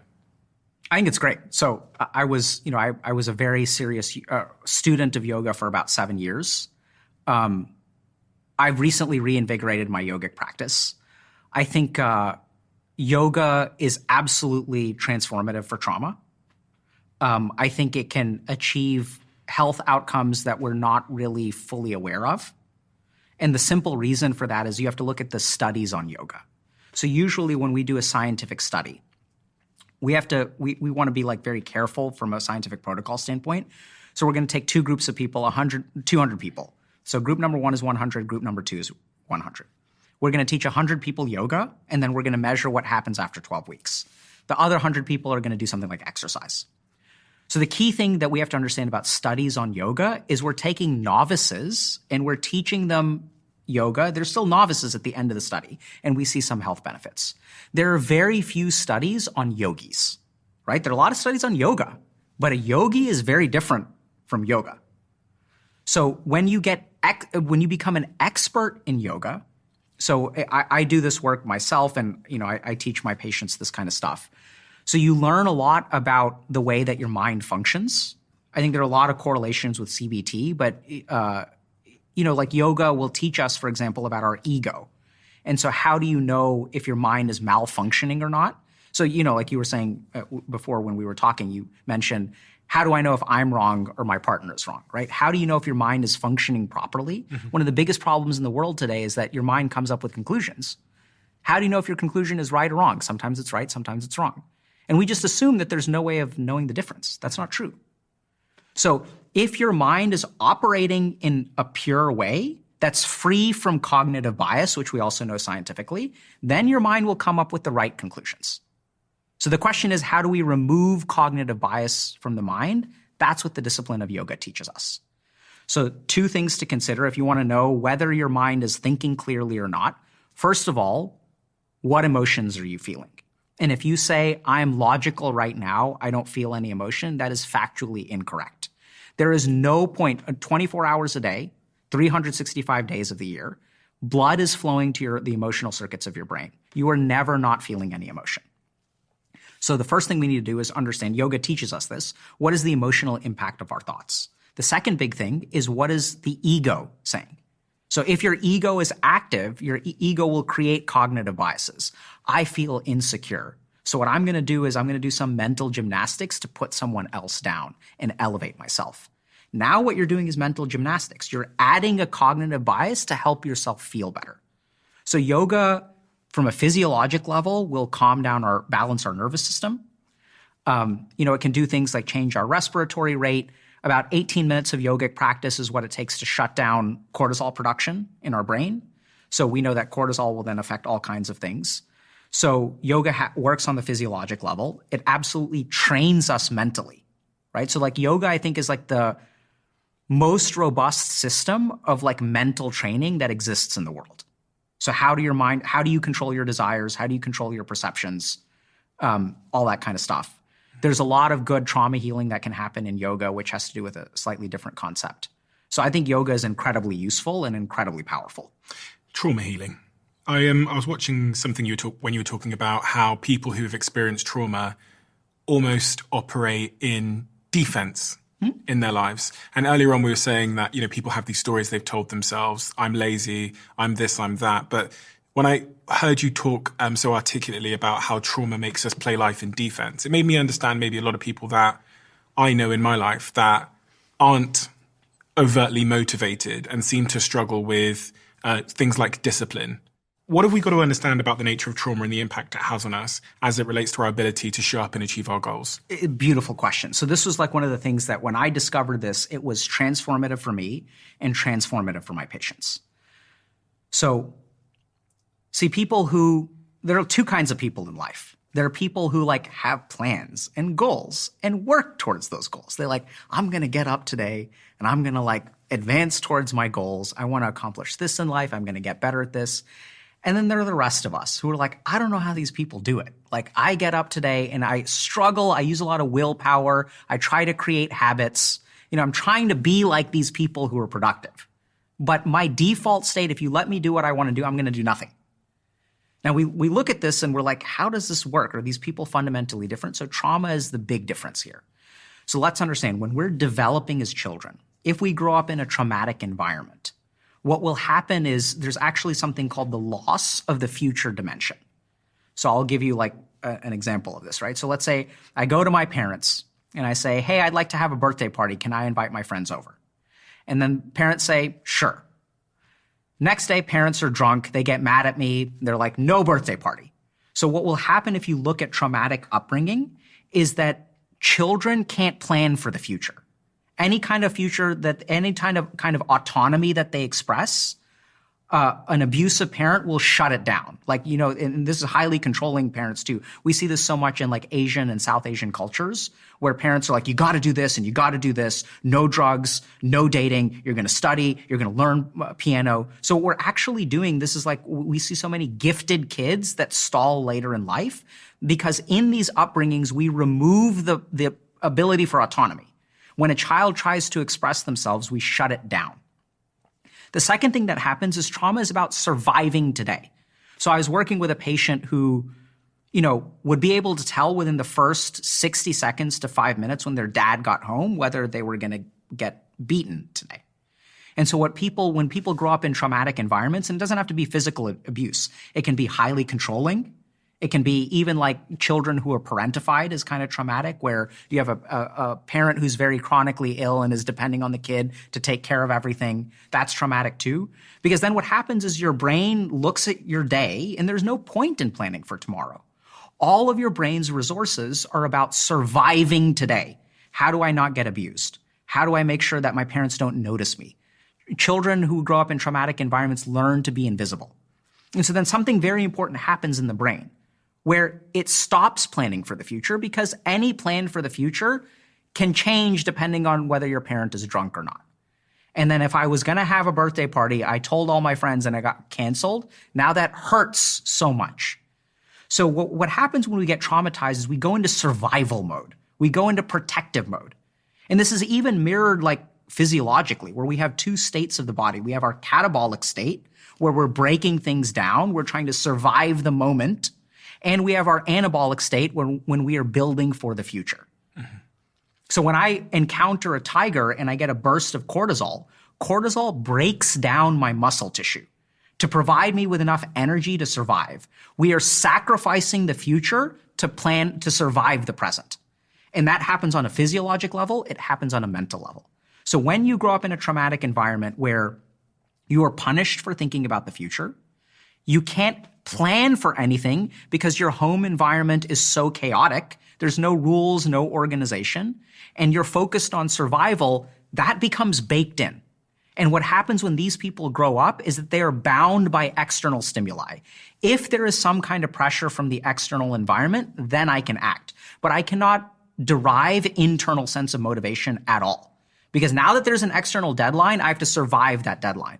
So they go into this survival mode instead of this like being able to look into the future mode. And it's really crippling because it's fundamentally like the part of their brain that plans for the future has been disabled. Permanently? No. That can be rewired. It's just been disabled in this way, right? So like that's your default state. Then what we have to do is like undo that. So does that mean that parents who give their children more autonomy when they're younger typically are better at attacking life, and parents who stifle their kids' autonomy end up playing in goal? Absolutely. So we can look at something called authoritative versus authoritarian parenting, okay? Mm-hmm. So there are two kinds of parenting that people can do. One is where I'm going to support my kid, but I'm going to give them autonomy. I'm going to give them structure and guardrails, but they can operate to a certain degree independently. That leads to the best outcomes versus parents who are highly controlling. Parents who are highly controlling, their kids have worse outcomes in life. So even if they're successful in some way, right? And I was even on this track where like when I was 9 years old, like my dad told me and my brother, he's like, one of y'all is going to be a lawyer, one of y'all is going to be a doctor. Like there was no question about it.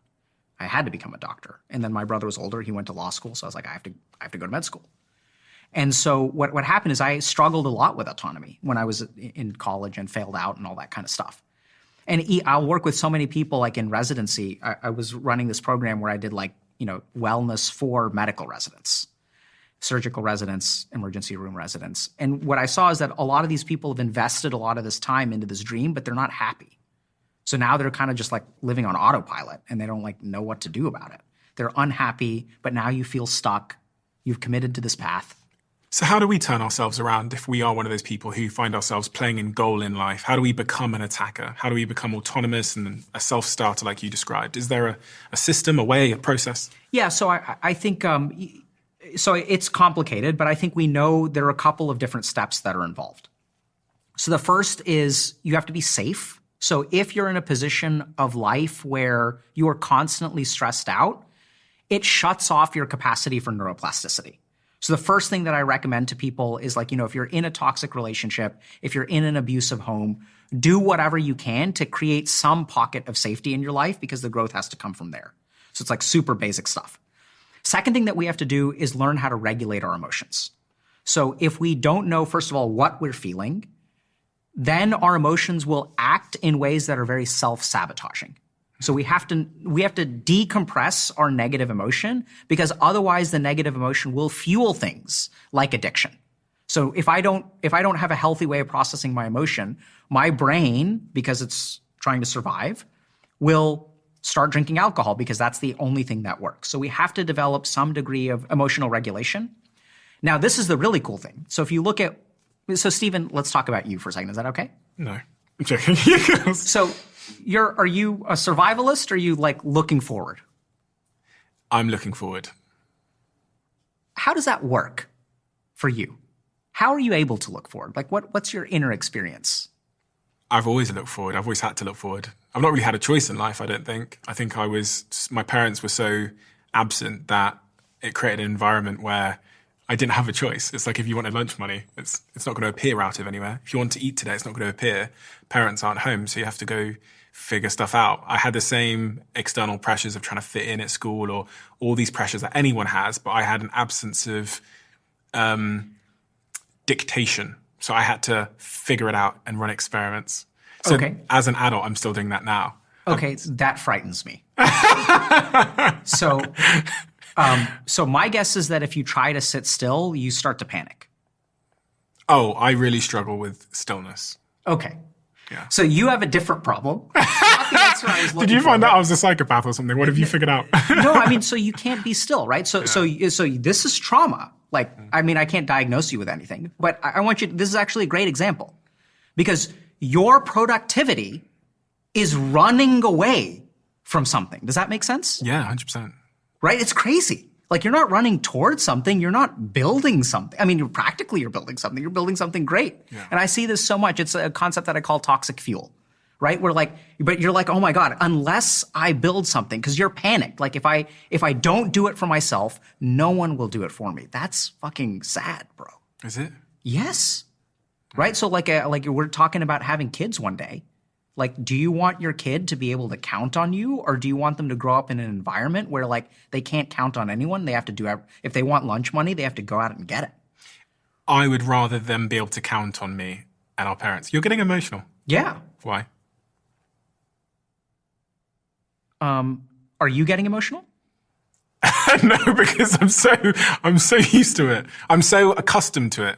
Yeah. For me, there's no, when you say it's sad, I'm like, really? It's just my life. It was my life. So, do you know what I mean? Now this is I'm getting emotional because you're getting emotional. What do you mean? So just because you don't feel it doesn't mean that it isn't activating. Okay. Right? So I know this is normal for me. It's sad and you're numb, right? So once again, you've been exposed to this so many times, but like you think, like that's why, like, how do I know, am I some psychic where I know that, okay, if you try to sit still, you're going to panic?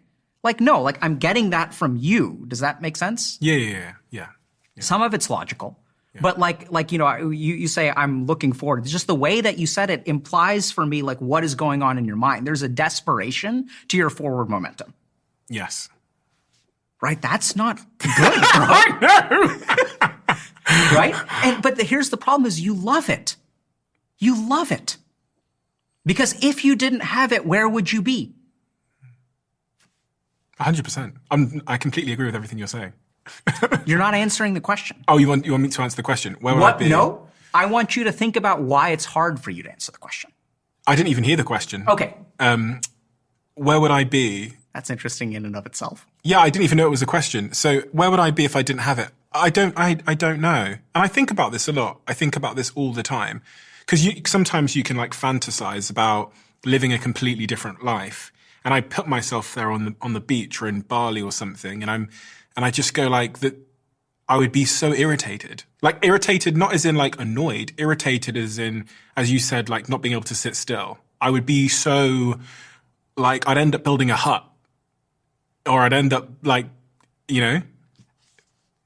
Yes, I like when I have that fantasy of like run away from my life and start from zero on a beach somewhere. I go, I'll just find myself back here again.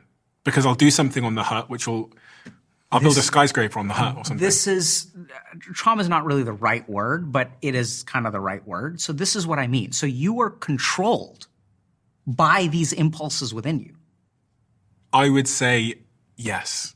It's crazy, right? I always liken it to being driven and dragged, and I go, I think I'm dragged a little bit. Yeah. And I love your phrase, toxic fuel. Right. Yeah. Right. So you're all of your growth. And this is what happens is this is why men get so stuck in this cycle, because that's the only way we know how to motivate ourselves. Right. It is running away from the panic, using the fear. And maybe this is a bit much, but I think like, you know, I would bet money that there was a time in your life where you were a no one and you were like, fuck this, never again. And you were like, I'm gonna run away from, like, I'm never gonna do this again. It was so incredibly painful. And then that's what fuels you. And if you stop, I would bet money that the panic that you feel is connected to that moment in your life when you're like, never again. Who knows? Yes. Okay. No, yeah. I mean, it's funny because I was thinking as you said it, and I was reflecting on this day when I was younger and I walked to this park. It was late at night, and this kid called Sam, he started calling me the N-word. And in that moment, I don't know why I always think of this moment, but you've got this real disconnection because I'm the only black kid there anyway. This is like Devon in 1990, whatever. And I thought we were so different. Our family was so different anyway. And just that moment of feeling totally disconnected because you don't look like anyone else. You don't sound like anyone else. You're curly hair, you're different color skin. And that just real sense of disconnection. And I think that kind of sort of permeated a lot of my early upbringing was this shame, this insecurity, this disconnection. And then you compound that with your parents being away. And so when I talk about my parents not being in the house much when I was younger, I still had this disconnection and this shame, but now I had this big void of freedom to do something about it, which meant I could start a business. I could sell some stuff. And if I sell some stuff, I can buy some shoes, and the shoes are going to make me fit in because everyone else has those shoes. So it was this kind of spiral. And as you get older, I can be aware of it all I want. It doesn't mean it's going to help necessarily, because there's a difference, obviously, as you know, from being aware of something and then being able to take control of the thing. No, there isn't. This is how we started the conversation. No, there's not a difference. Oh, is there not? I thought, was it a logical process? Hold on. Great. So can we go a little bit further? 100% goes okay. further. So you're so interesting, right? So you felt ashamed. You felt small. Yeah. You felt like you didn't have anyone's respect, right? Yeah. And so you've done something beautiful. When someone looks at you, what do they see now? The opposite? Yes. Tell me. What does someone see now when they look at me? Probably they see confidence. They probably see someone who's quite secure in themselves. Absolutely. Right? So you have it's subtle, man. We're going to get so subtle it may not make sense. So there's so many layers of projecting confidence, and you've tapped into an authentic confidence. There's even a subtle thing because you dress very carefully, right? You don't dress in a way that normal people who are trying to impress people dress. You want to be authentically impressive. Does that make sense? Yeah. You're not gonna take any shortcuts to being impressive. You're gonna be truly impressive. Does that make sense? Yeah, I guess so, yeah. But here's the subtle thing. It's still there. The panic is still there. You know why? Because you still give a shit about being impressive. Mm-hmm. Right? It's authentic impressive, sure enough, but it's still important to be impressive. And as long as that thing is there, like the panic and that's all the same thing. Mm-hmm. It's 100% true. And I had an author on my podcast who wrote a book called Status. And that's when I had this like brain wobble in my head because, I said I used to wear Louis Vuitton before I was 25. I thought that's when I gave up giving a fuck about like status and impression. And then he was like, no, if you think about billionaires, they just end up playing a different status game. The logos get smaller because now Louis Vuitton would make me look like an idiot. It would actually lower your status. They start playing games about boats. Like, how big is my boat? But they're still playing the same game. And when he said that, I thought, fucking hell, of course I'm still playing the same old games in different ways. Yeah. So I think there's a lot of authenticity and goodness here. So this is exactly how trauma works, where like we build something that is good. Here's the key thing to understand that yoga teaches us. No amount of fixing your life will make that kid go away. Right? So like when I work with people I see you smiling. So like, when I work with people who've been traumatized, they will build amazing lives, but they still carry that kid with them. And the kid will come out at times. There'll be particular times where if I'm a little bit, like if I like treat you in the wrong way, like you'll notice that you feel like that kid again. When you're idle, you feel like that kid again. So that psychological, that neuronal wiring is there. So you can build all this wonderful stuff, and there's authenticity. It's not like you're faking it. This is a really common misconception. Are you faking? No, you're genuinely confident. You're genuinely authentic. You can't fake it and get to where you are. And at the same time, the wounds that we experience leave scars. Yeah, 100%. And the real way to heal is to go back to that moment and like deal with that kid, right? You have to dismantle the worldview that you have, which is how you heal trauma. Is when we get traumatized, we adapt. In order to come out of this situation, I need to learn this particular thing. So some kids that I've worked with adapt by becoming invisible. That's what I did. I got bullied a lot. So what do? I learn how to be invisible. Some people adapt by being successful. So if I'm successful, it's an antidote to my shame. I don't have to be ashamed anymore if I'm successful. But that old injury is still there. Yeah. And this is why it's so complex, because what you've just said is so unbelievably true, but it's where the misconception happens, because I don't go home and I'm not like insecure or I'm not unconfident. Like I think like when I'm on my own, I'm very, very okay with who I am, with myself. I'm very, very, like I feel like the guy that you experience on camera is very close to who I am when I'm in the hotel room alone at night.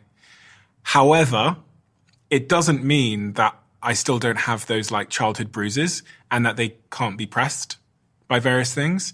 And so it's this sort of, because, you know, when we say these words like insecurity and shame, you'd think that like I walk into the green room over there and I'm like, oh, it's not my life. But where I know that there's still something there is I go, why are you still driving like this? Exactly. When you are so well aware that it will not lead to any more happiness in any context. Like I'm so logically aware that becoming more will not have any impact on the things that matter. Yet here I am, still building businesses, and you know, and this is the constant thing I battle with. So I go, okay, well, there must be a force that you're consciously unaware of that's making you go on. Exactly. You know? Yeah. Right. So let's understand a couple of things. Beautiful, Stephen. Beautiful. So a couple of things to understand. We think about healing as one spectrum, right? So if I'm at negative 100, I can't also be at positive 100. Those two things cancel out. That's not how it works. So if I give you a glass of water and then I piss in it and then I add sugar, it doesn't remove the piss. These are both independent things. This is what tends to happen. This is what we don't understand about trauma. Removing the piss requires removing the piss. No amount of sugar will take it out of the drink. Okay? So this is mistake number one. No amount of building something good will remove something bad. Okay? So healing, and it's also like, you know, if I break a leg, no amount of bench press will heal my leg. Like I can build as much as I want to. I can fix my hair. I can brush my teeth, but the leg is broken. The leg is broken. Same is true of the mind. Okay? Second thing is what happens is we have like our consciousness is divided. Now we're going to get kind of technical and off the rails. So we have all of these like dormant pieces of our consciousness that activate in certain situations. And all you have to do is pay attention to yourself in a 5-minute period and you'll see this. So when I walk into a bathroom that I've never used before, then I start thinking about, okay, where's the flush? Where's the toilet? How do I use this toilet? You know, so like I'll activate dormant information all the time. So if someone asks me what's, you know, the quadratic equation, that information is there and dormant in my mind and it gets activated. So one of the biggest mistakes we make about healing is we look at what is active in our mind 90% of the time and we assume that the injury is no longer there. That's not the case. Does that make sense? 100%. Right? So the injury just goes dormant. Then there are certain things that happen that can trigger that injury. That's what we call triggers, right? So if I'm traumatized, if we look at like PTSD and I've been traumatized by, you know, a bomb going off, literally my brain has certain circuits that scans my perceptual environment and decides what to activate. So there are ways stillness makes you feel small. And fuck you if you're ever going to be small again. Never again, never again, never again. I would bet money that if you sit by yourself and you're not occupied, right? That's why you have to watch crime shows, because if you don't watch crime shows, you're going to be still. And if you're still, that's unacceptable. Okay? Mm-hmm. So dormant things have to be healed where they belong. You don't need to worry, by the way. It's in your karma. It's going to get healed and it's coming. Yeah, I was laughing because it's so true. Yeah. Just laughing at the fact that when I go to Bali, that's like where I end up writing a book. And I'm like, right. And people would kill for that, right? So many people out there are like, oh man, I would love to be you. No, you guys don't want to be Stephen. I know you think you do, but this is the crazy thing. Like, we each as human beings have our own journey. Mm-hmm. And are you privileged and should you be grateful and should people aspire to be you? Absolutely, but they don't want to be you. Like, your own problems are enough. They don't need yours too. Yeah, okay? Amen. So now the question is, how do we heal? So I think the problem is, like, no amount of fixing things over there is going to go back to this. And this is where we can look at the science of healing trauma.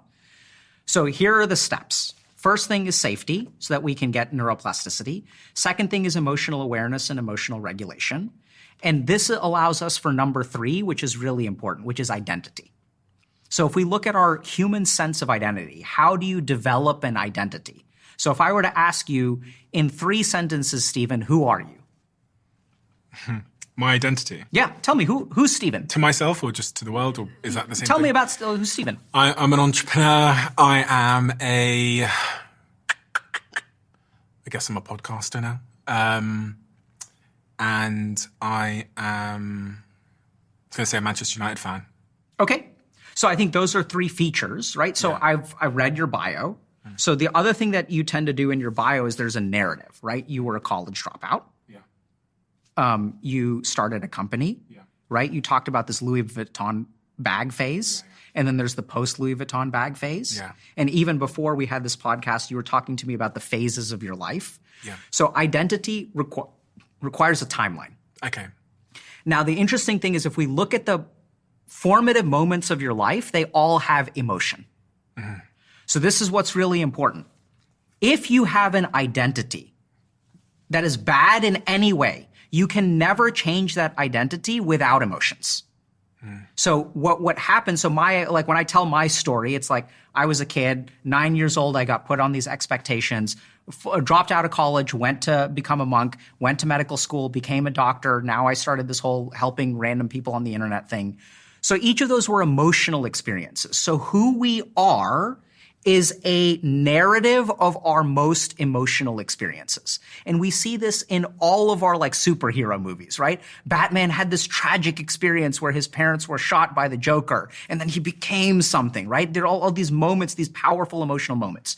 So if your emotions are dulled by drugs, by technology, by pornography, by watching serial killer shows, you will never change who you are. It is impossible. The neuroscience of your identity and development requires emotional experience. Okay? So with trauma, that's the next thing that happens. Once we have access to emotions, then we can become someone else. Now, the problem with trauma is that before we become someone else, the beliefs we have about ourselves become our destiny. So if I think to myself, I'm a loser. So when I was interviewing for residency, I went to an interview somewhere on the West Coast.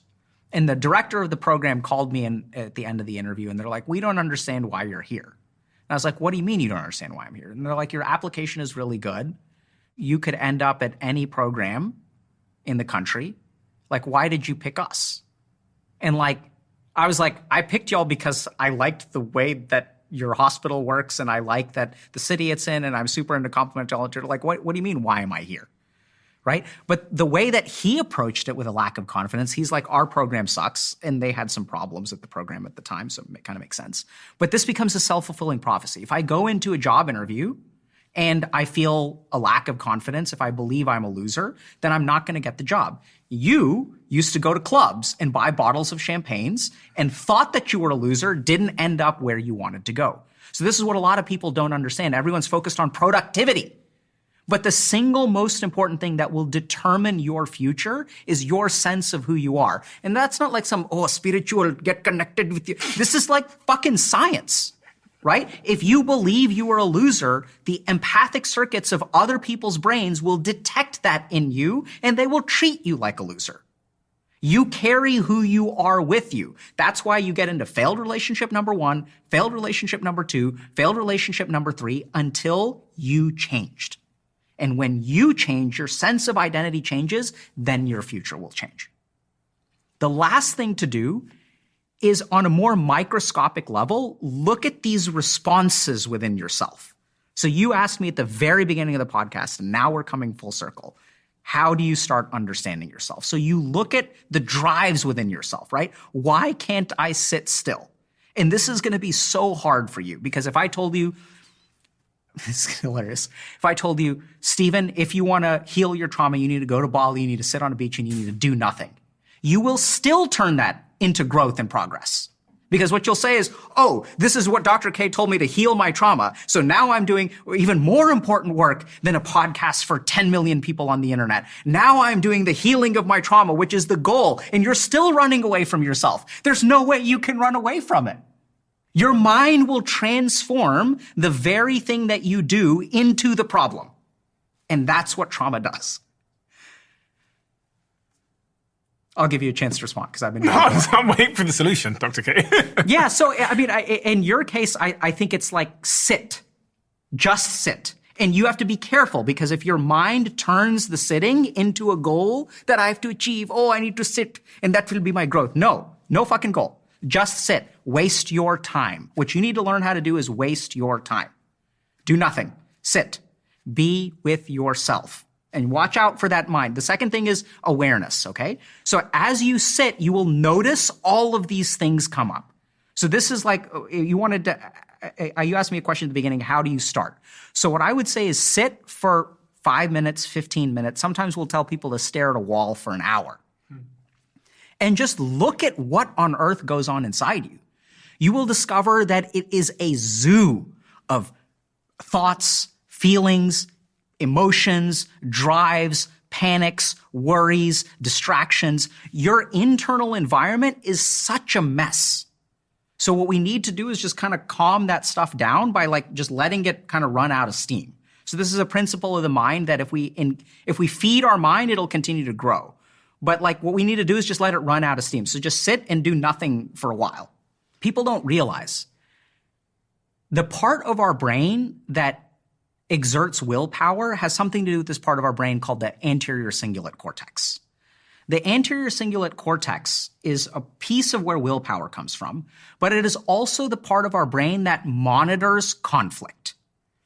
So willpower and monitoring a conflict are actually technically the same thing. The same part of the brain activates. And if you pay attention to your own internal experience, what you'll realize is anytime you're using willpower, there's an internal struggle that you are paying attention to.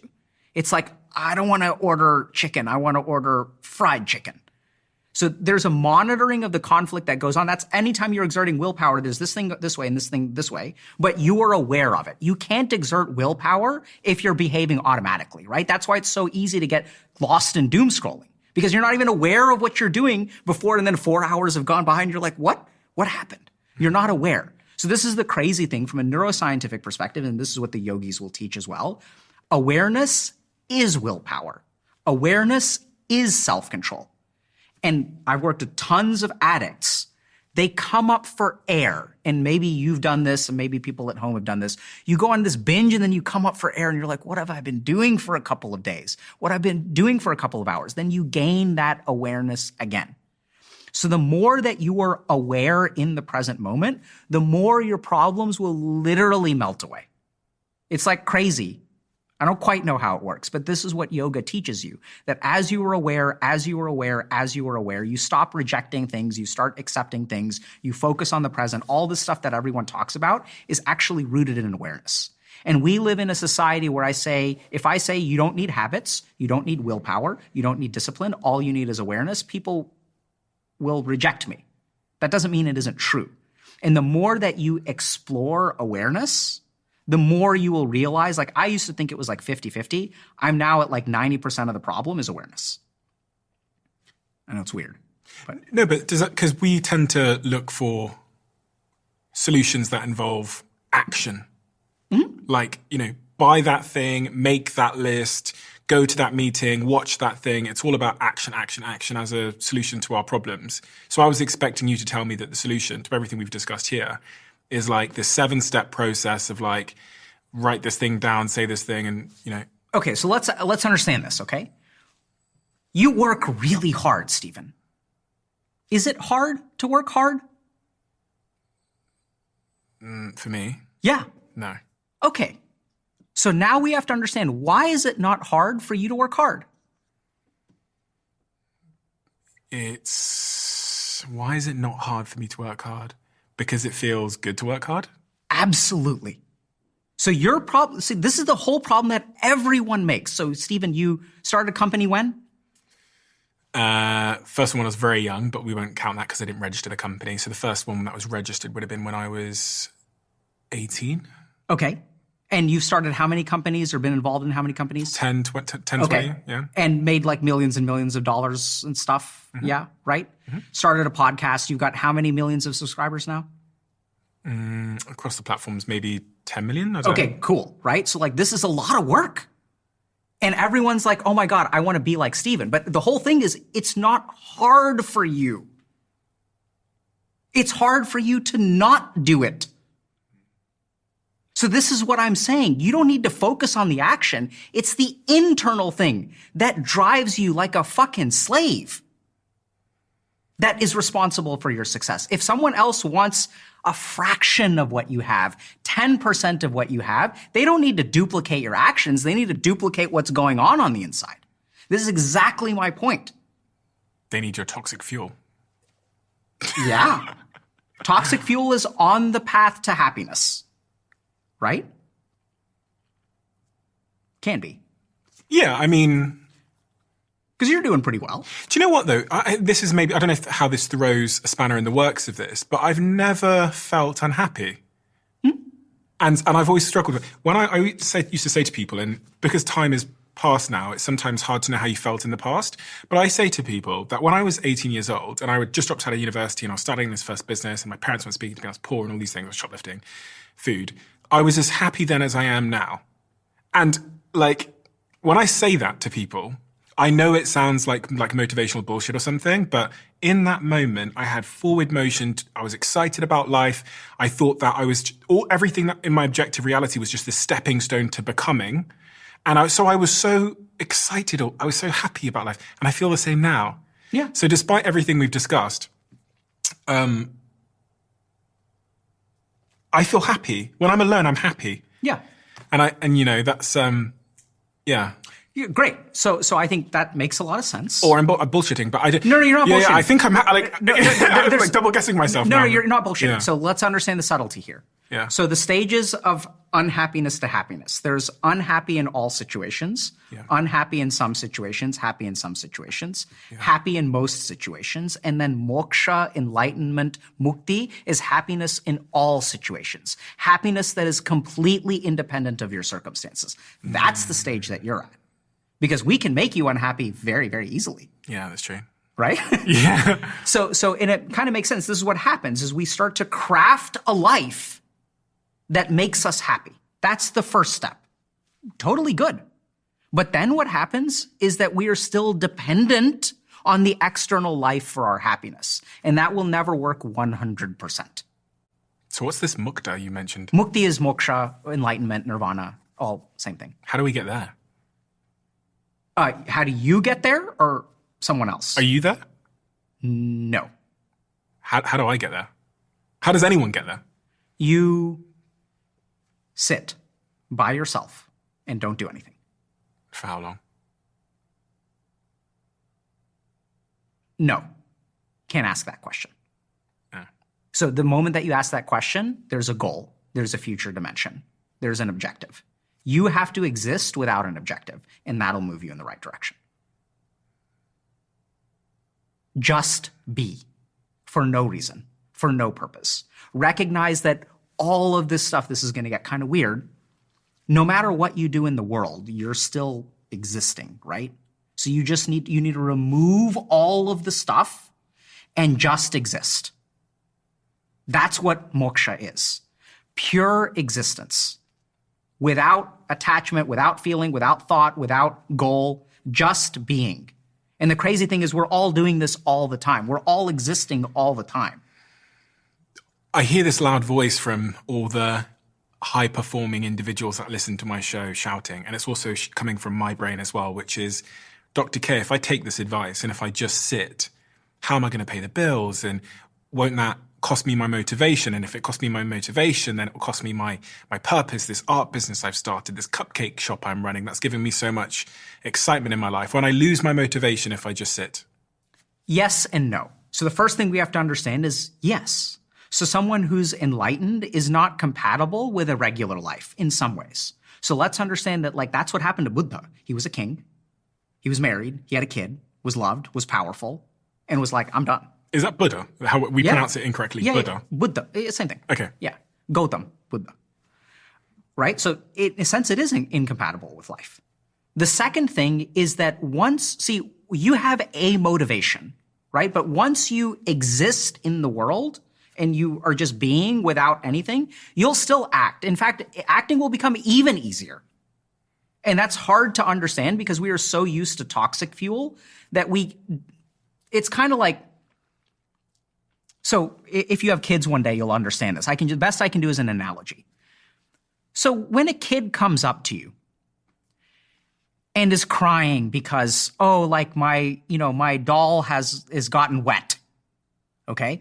And the kid comes up to you, there's no goal that you have in your life and you're not trying to be a good dad. I don't know if that makes sense. When your kid walks up to you and they're upset about something that's irrelevant, you just act in response to what is necessary in the moment. You don't get upset. You're not worried about their growth. You're not worried about traumatizing. You just respond. Does that kind of make sense? Yeah.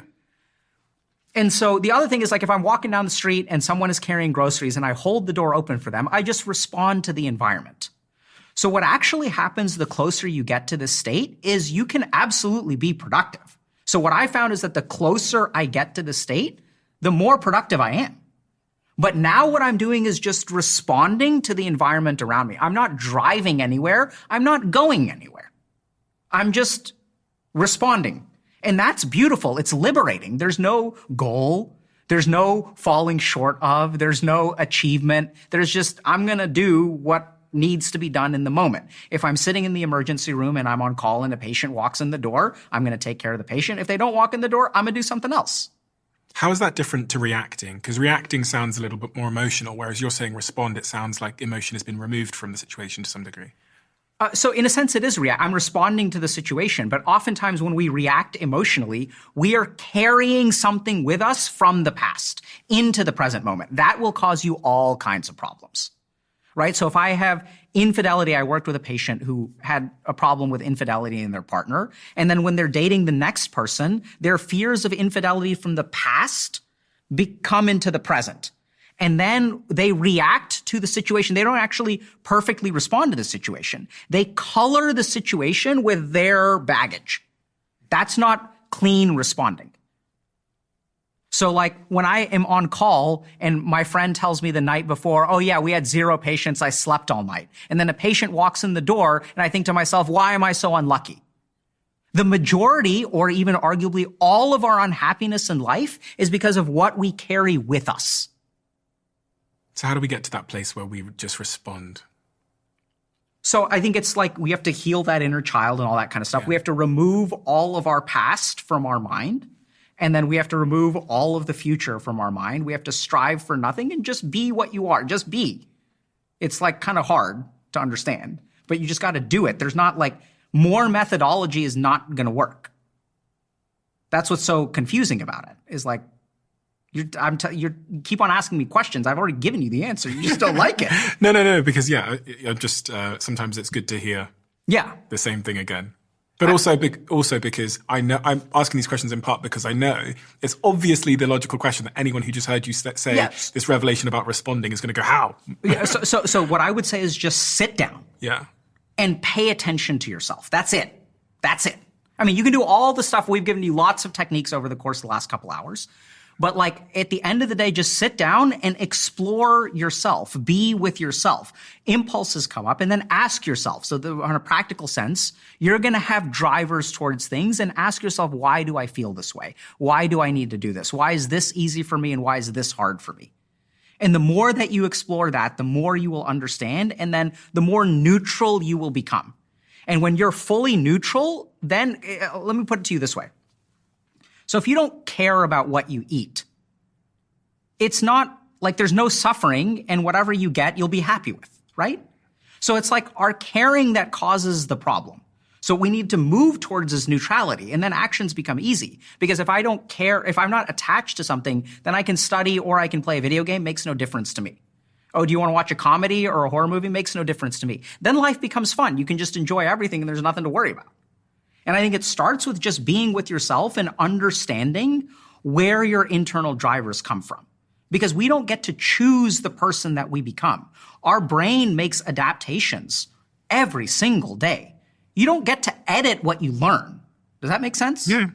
Yeah. So our problem in life is that we have all of these learnings. We have this instrument, this thing that has been cobbled together after some crappy experience and another crappy experience and some positive experience. And you have this internal schema of how to live the world, but it wasn't crafted with any intentionality.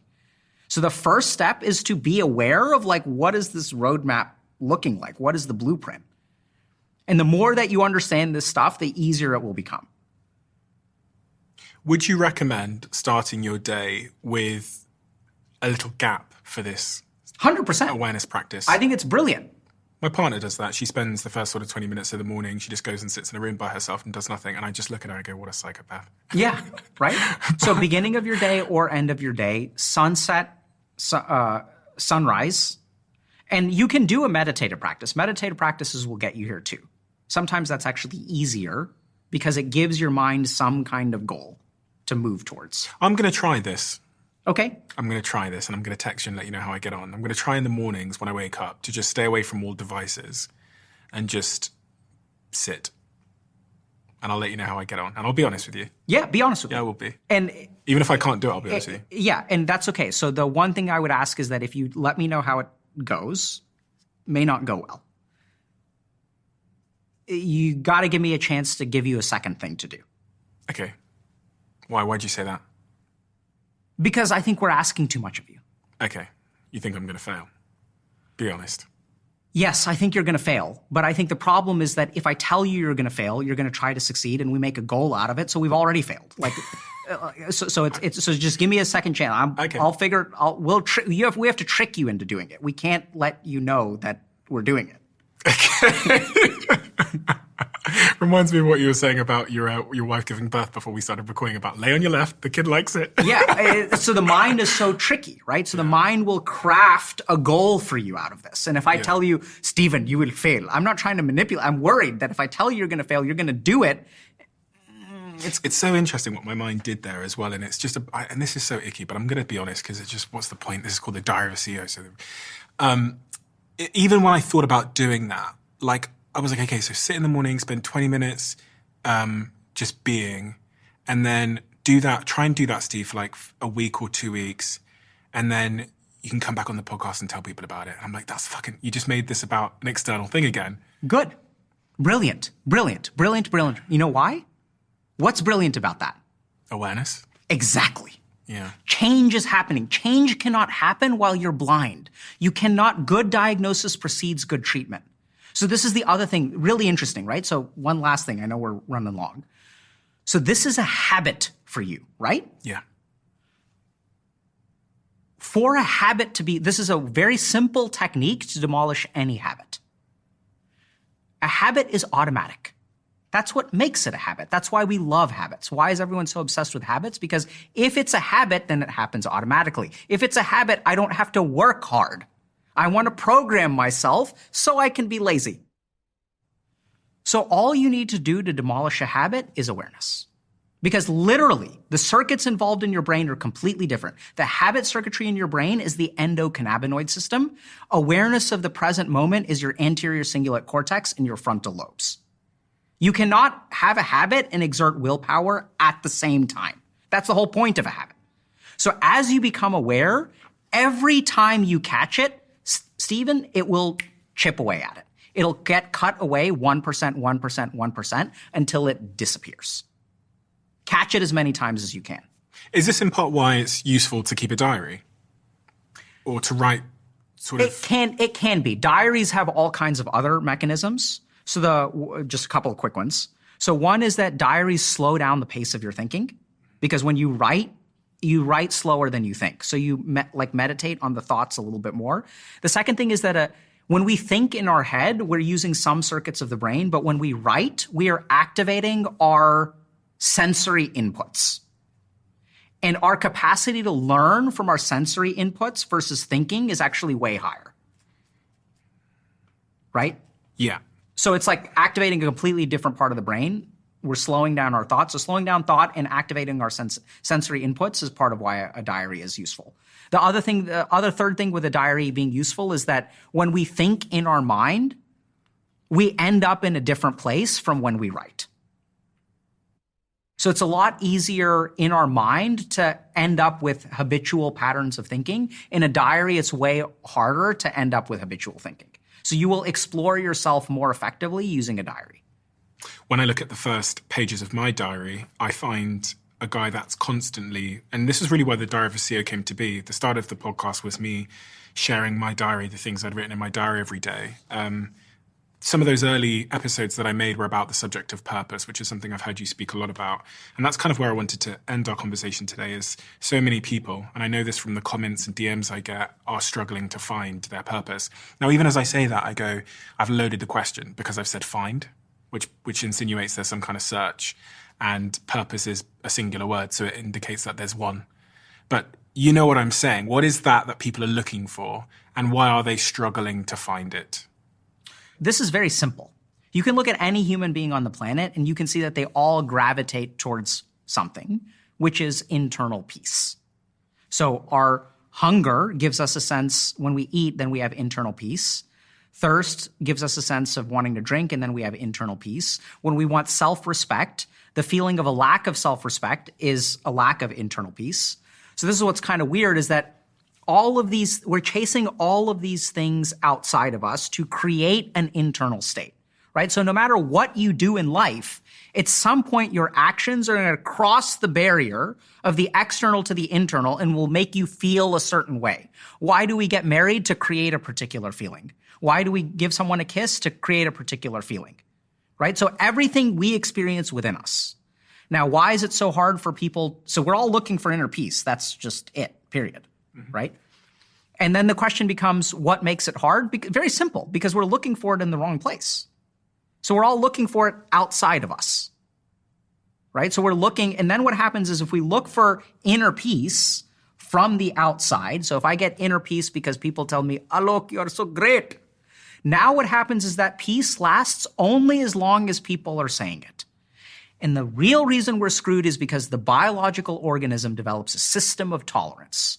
So right now you've got 10 million followers, and then you're going to need more, and then you're going to need more, and then you're going to need more. We're going to need more intense pornography. We're going to need more intense video games. We're going to need more exciting TV shows. So the nature of the human organism is to adapt to its surroundings, which is why you will never succeed if you are relying on the outside world to make you happy, because you will just want more and more and more. And what helps you achieve happiness comes from in here. That's why it's so hard for everyone. So these kids saying that they can't find their purpose, they're in jobs they don't like, or they're, embarking on their professional journeys and they don't know what their purpose is. What is it you say to them when they DM you? So I think one thing I would say to them is purpose is an attitude. It's not a thing, right? So take any action. What makes that action align with your purpose? It's the attitude that you take towards it. So if I give you this meditation practice to sit and do nothing, you're like, yeah, it's part of my purpose and part of my growth. You see what I mean? Like, it's all about the way that your mind, purpose is an attitude. It's not like a goal. So I'll even do this. So when I was in residency, sometimes I would have students who were struggling, right? And since I'm a nice guy. People would come to me and they're like, hey, I'm struggling. Like, I don't want to learn this stuff. And what we really do is we shift their purpose by shifting their attitude. They're like, I'm not interested in psychiatry. I'm like, fair enough.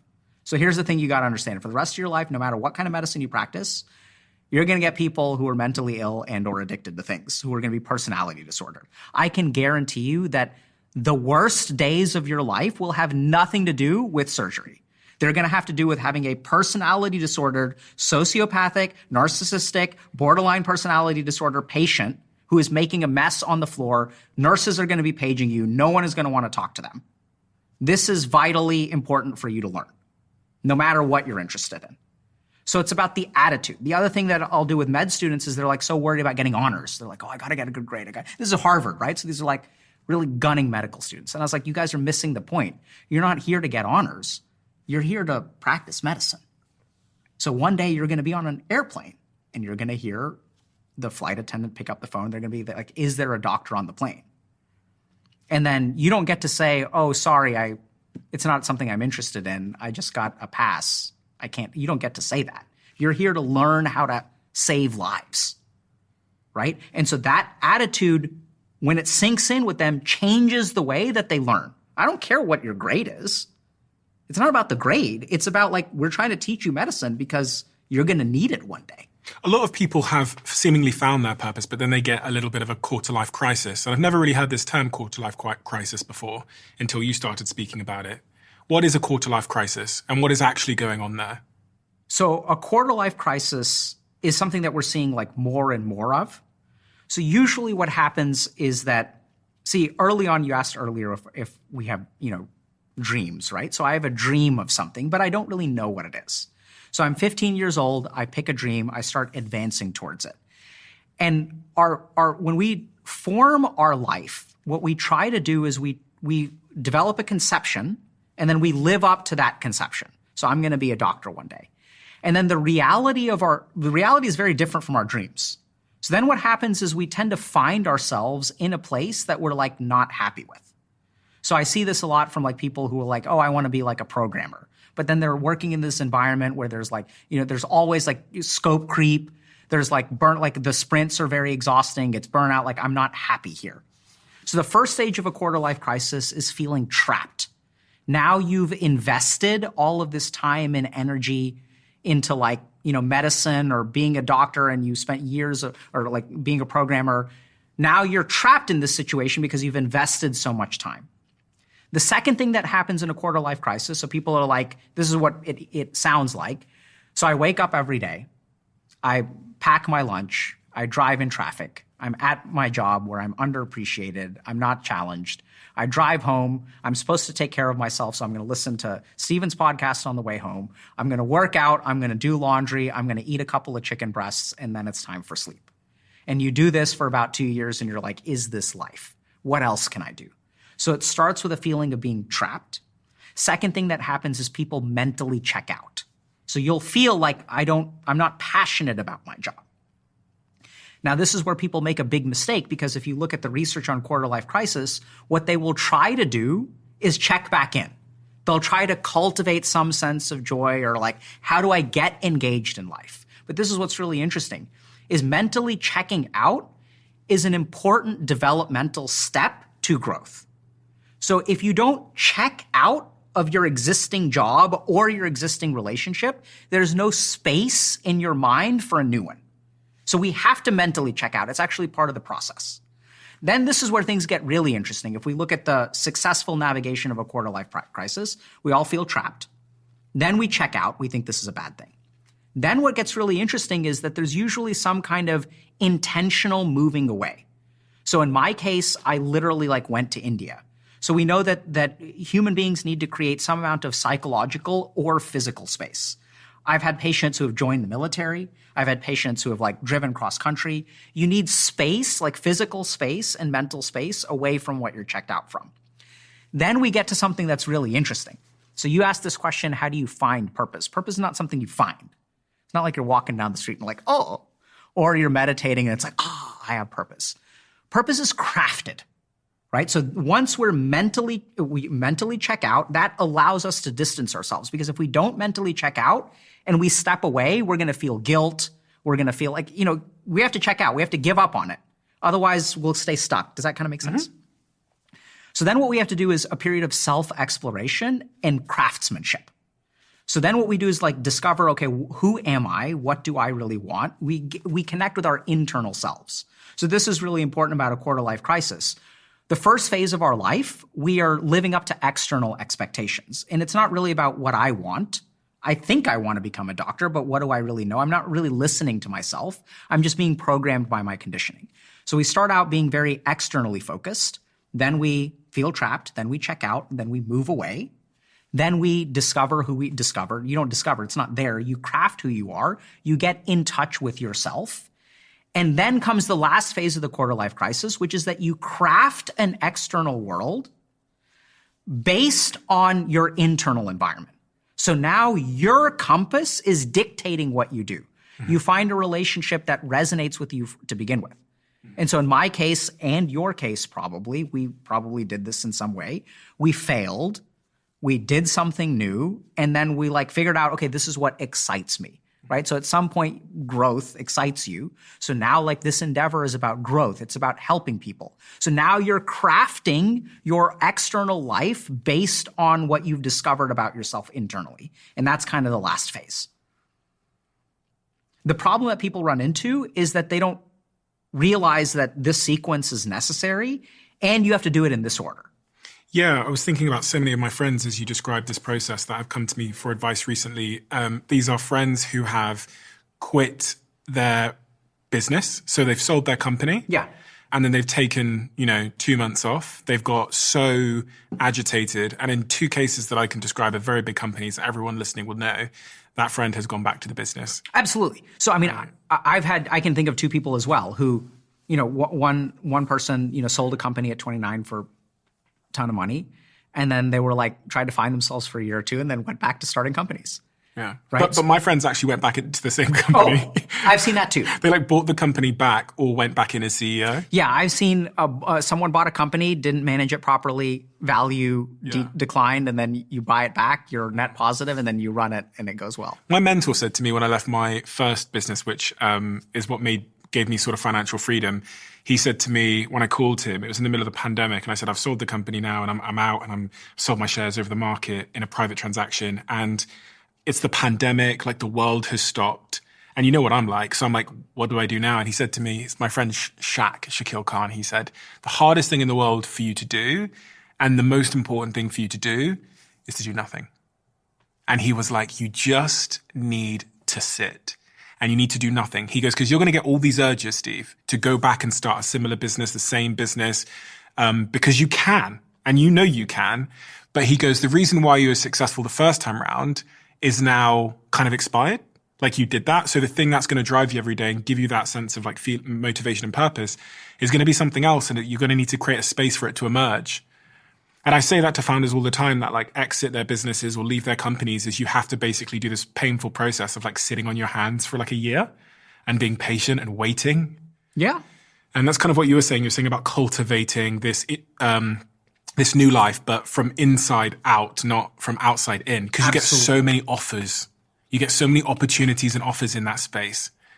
But those again aren't yours. You didn't cultivate them. They just came to you. So yeah, it's such a beautiful way to put it, living your life from the inside out as opposed to the outside in. And that's what people should do. That's what you help people do. And that's what you've helped me do every time we spoke. And every time we speak, it's on one hand, it's so informative and so wise and so unique because you're combining disciplines and you're doing it in such a wonderfully smooth, fluent and logical way. My brain struggles when anything gets a little bit too fluffy or airy-fairy. But as you speak, you weave these worlds together in such a wonderful way. And at the other end, it's really confronting. And I am someone that likes the confrontation because, gives you an opportunity to grow. No, because what an absolute honor that I get to sit with someone like you who's super smart and has gone to Harvard and done all these things. And I get to work through some of the things that I struggle with. But also, I also realize as a podcaster that it's the most value that I think I can give to the audience is me being honest about myself. Yeah. That is the information that is in greatest demand but in least supply in the world is people doing what we just did. You know what I mean? Does that make sense? It's a brilliant. I mean, I love the way that you put thoughts together, right? So I think that's correct. So I think if we look at the success of this podcast, your authenticity is such a huge part of it. And also what's happening is we're getting so much like derivative content. We're getting like 5 tips for this and 5 tips for that and 10 techniques to do this. And what's missing is like authenticity. I've thought about this so much, man. It's like, how do you ask? Obviously, my job is to ask questions, right? And the longer I've done this podcast, what I've come to realize is the best questions are the ones that no one could give me, that are like deep in my heart somewhere, that I've maybe been too scared to say out loud. And when I get closer to those questions, the conversations are so much more valuable for the audience. And I can rank the conversations essentially based on how much the questions came from my soul. And then the like metric that I might measure it based on is the amount of people that message me and the length of the message they send. Because if I ask questions from my soul, the messages that they send me get exponentially longer. It becomes like they send me pages when, these are my questions. If I make a conversation about the gut microbiome, people might say, hey, I love that podcast about gut microbiome. I'm eating leafy veg now. But when they come from my soul, it's like the world gives me that back, if you know what I mean. Absolutely. And I think that's why I really love doing this. It's a privilege for me too.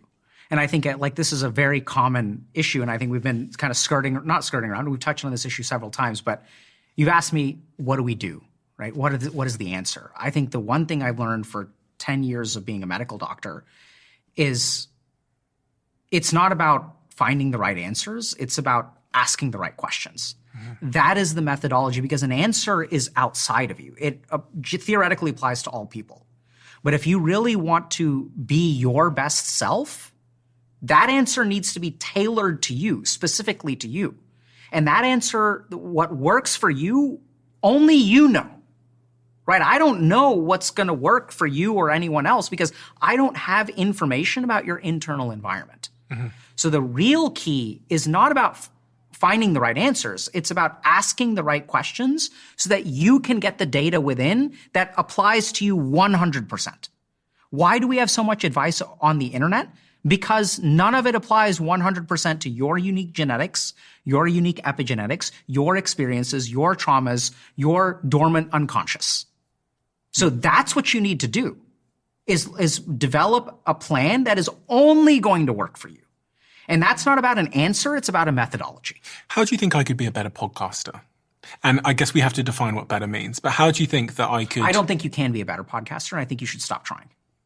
Okay. I think you should do exactly what you are doing and recognize that you are enough. So just keep doing what you're doing. You shouldn't try to be better. This is all a part of your journey. Mm-hmm. I don't think no. I don't accept the question. I don't think you can be better. I think the concept of better is literally hypothetical. Does that make sense? Makes perfect sense. You just are. Just be. Yeah. It's funny because the more in my life that I've just been, the better everything has got, and including my romantic relationship with my partner. There's a real correlation between just being and, I don't know, seemingly things just figuring themselves out. It kind of goes back to what I was saying about like the Louis Vuitton era of my life, and then the like post Louis Vuitton era. I had better results when I was just being. So exactly. And this podcast was based on that. It was based on me just being. Which was scary. It was really scary at the start. It was scary just talking about these things publicly at the start, Dr. K, we have a closing tradition on this podcast where the last guest leaves a question for the next. And the question that's been left for you is, what is your rich life? I guess the one that I've got. I mean, it doesn't matter what the adjective is. The only life I have is the one that I've got. So what is my rich life? What is my poor life? What is my good life? What is my bad life? It's the one that I have. And I'll kind of leave with like one last thought. So I saw something really interesting in a study about aging. So, there's all this loneliness epidemic going on. So it's really interesting because if you look at it scientifically, logically, as we get older, our life gets objectively worse. So we lose friends. So literally over time, the number of friends you have as you get older, like they literally start dying. We lose relationships. Our physical body starts to break down. So like our life objectively by certain measures gets worse. So what's really interesting is that you'd expect old people are like more depressed because their life is objectively worse. And sometimes they are. But there's one variable that correlates with being content in life versus being unhappy in life. And that is how okay you are with a bittersweet life. So the more engaged with this concept of something being bittersweet you are as you get older, the more content you will be. So I think my answer to that question is like embracing the bittersweetness of life. Like there's piss in there and there's sugar. and that's just what it is. Thank you so much, Dr. K. Yeah. I really appreciate it. You're a very special human being, and I feel indebted to you because I wish I could speak to you every day. But this is why people need to go read your books and follow your YouTube channel, because in that regard we can. And I hope to have many more conversations with you about all of these things as I continue on my journey towards I don't know where the fuck I'm going. But but thank you so much. You're a really, really special human being. It's been an honor to be here and an absolute pleasure. Thank you so much, Stephen.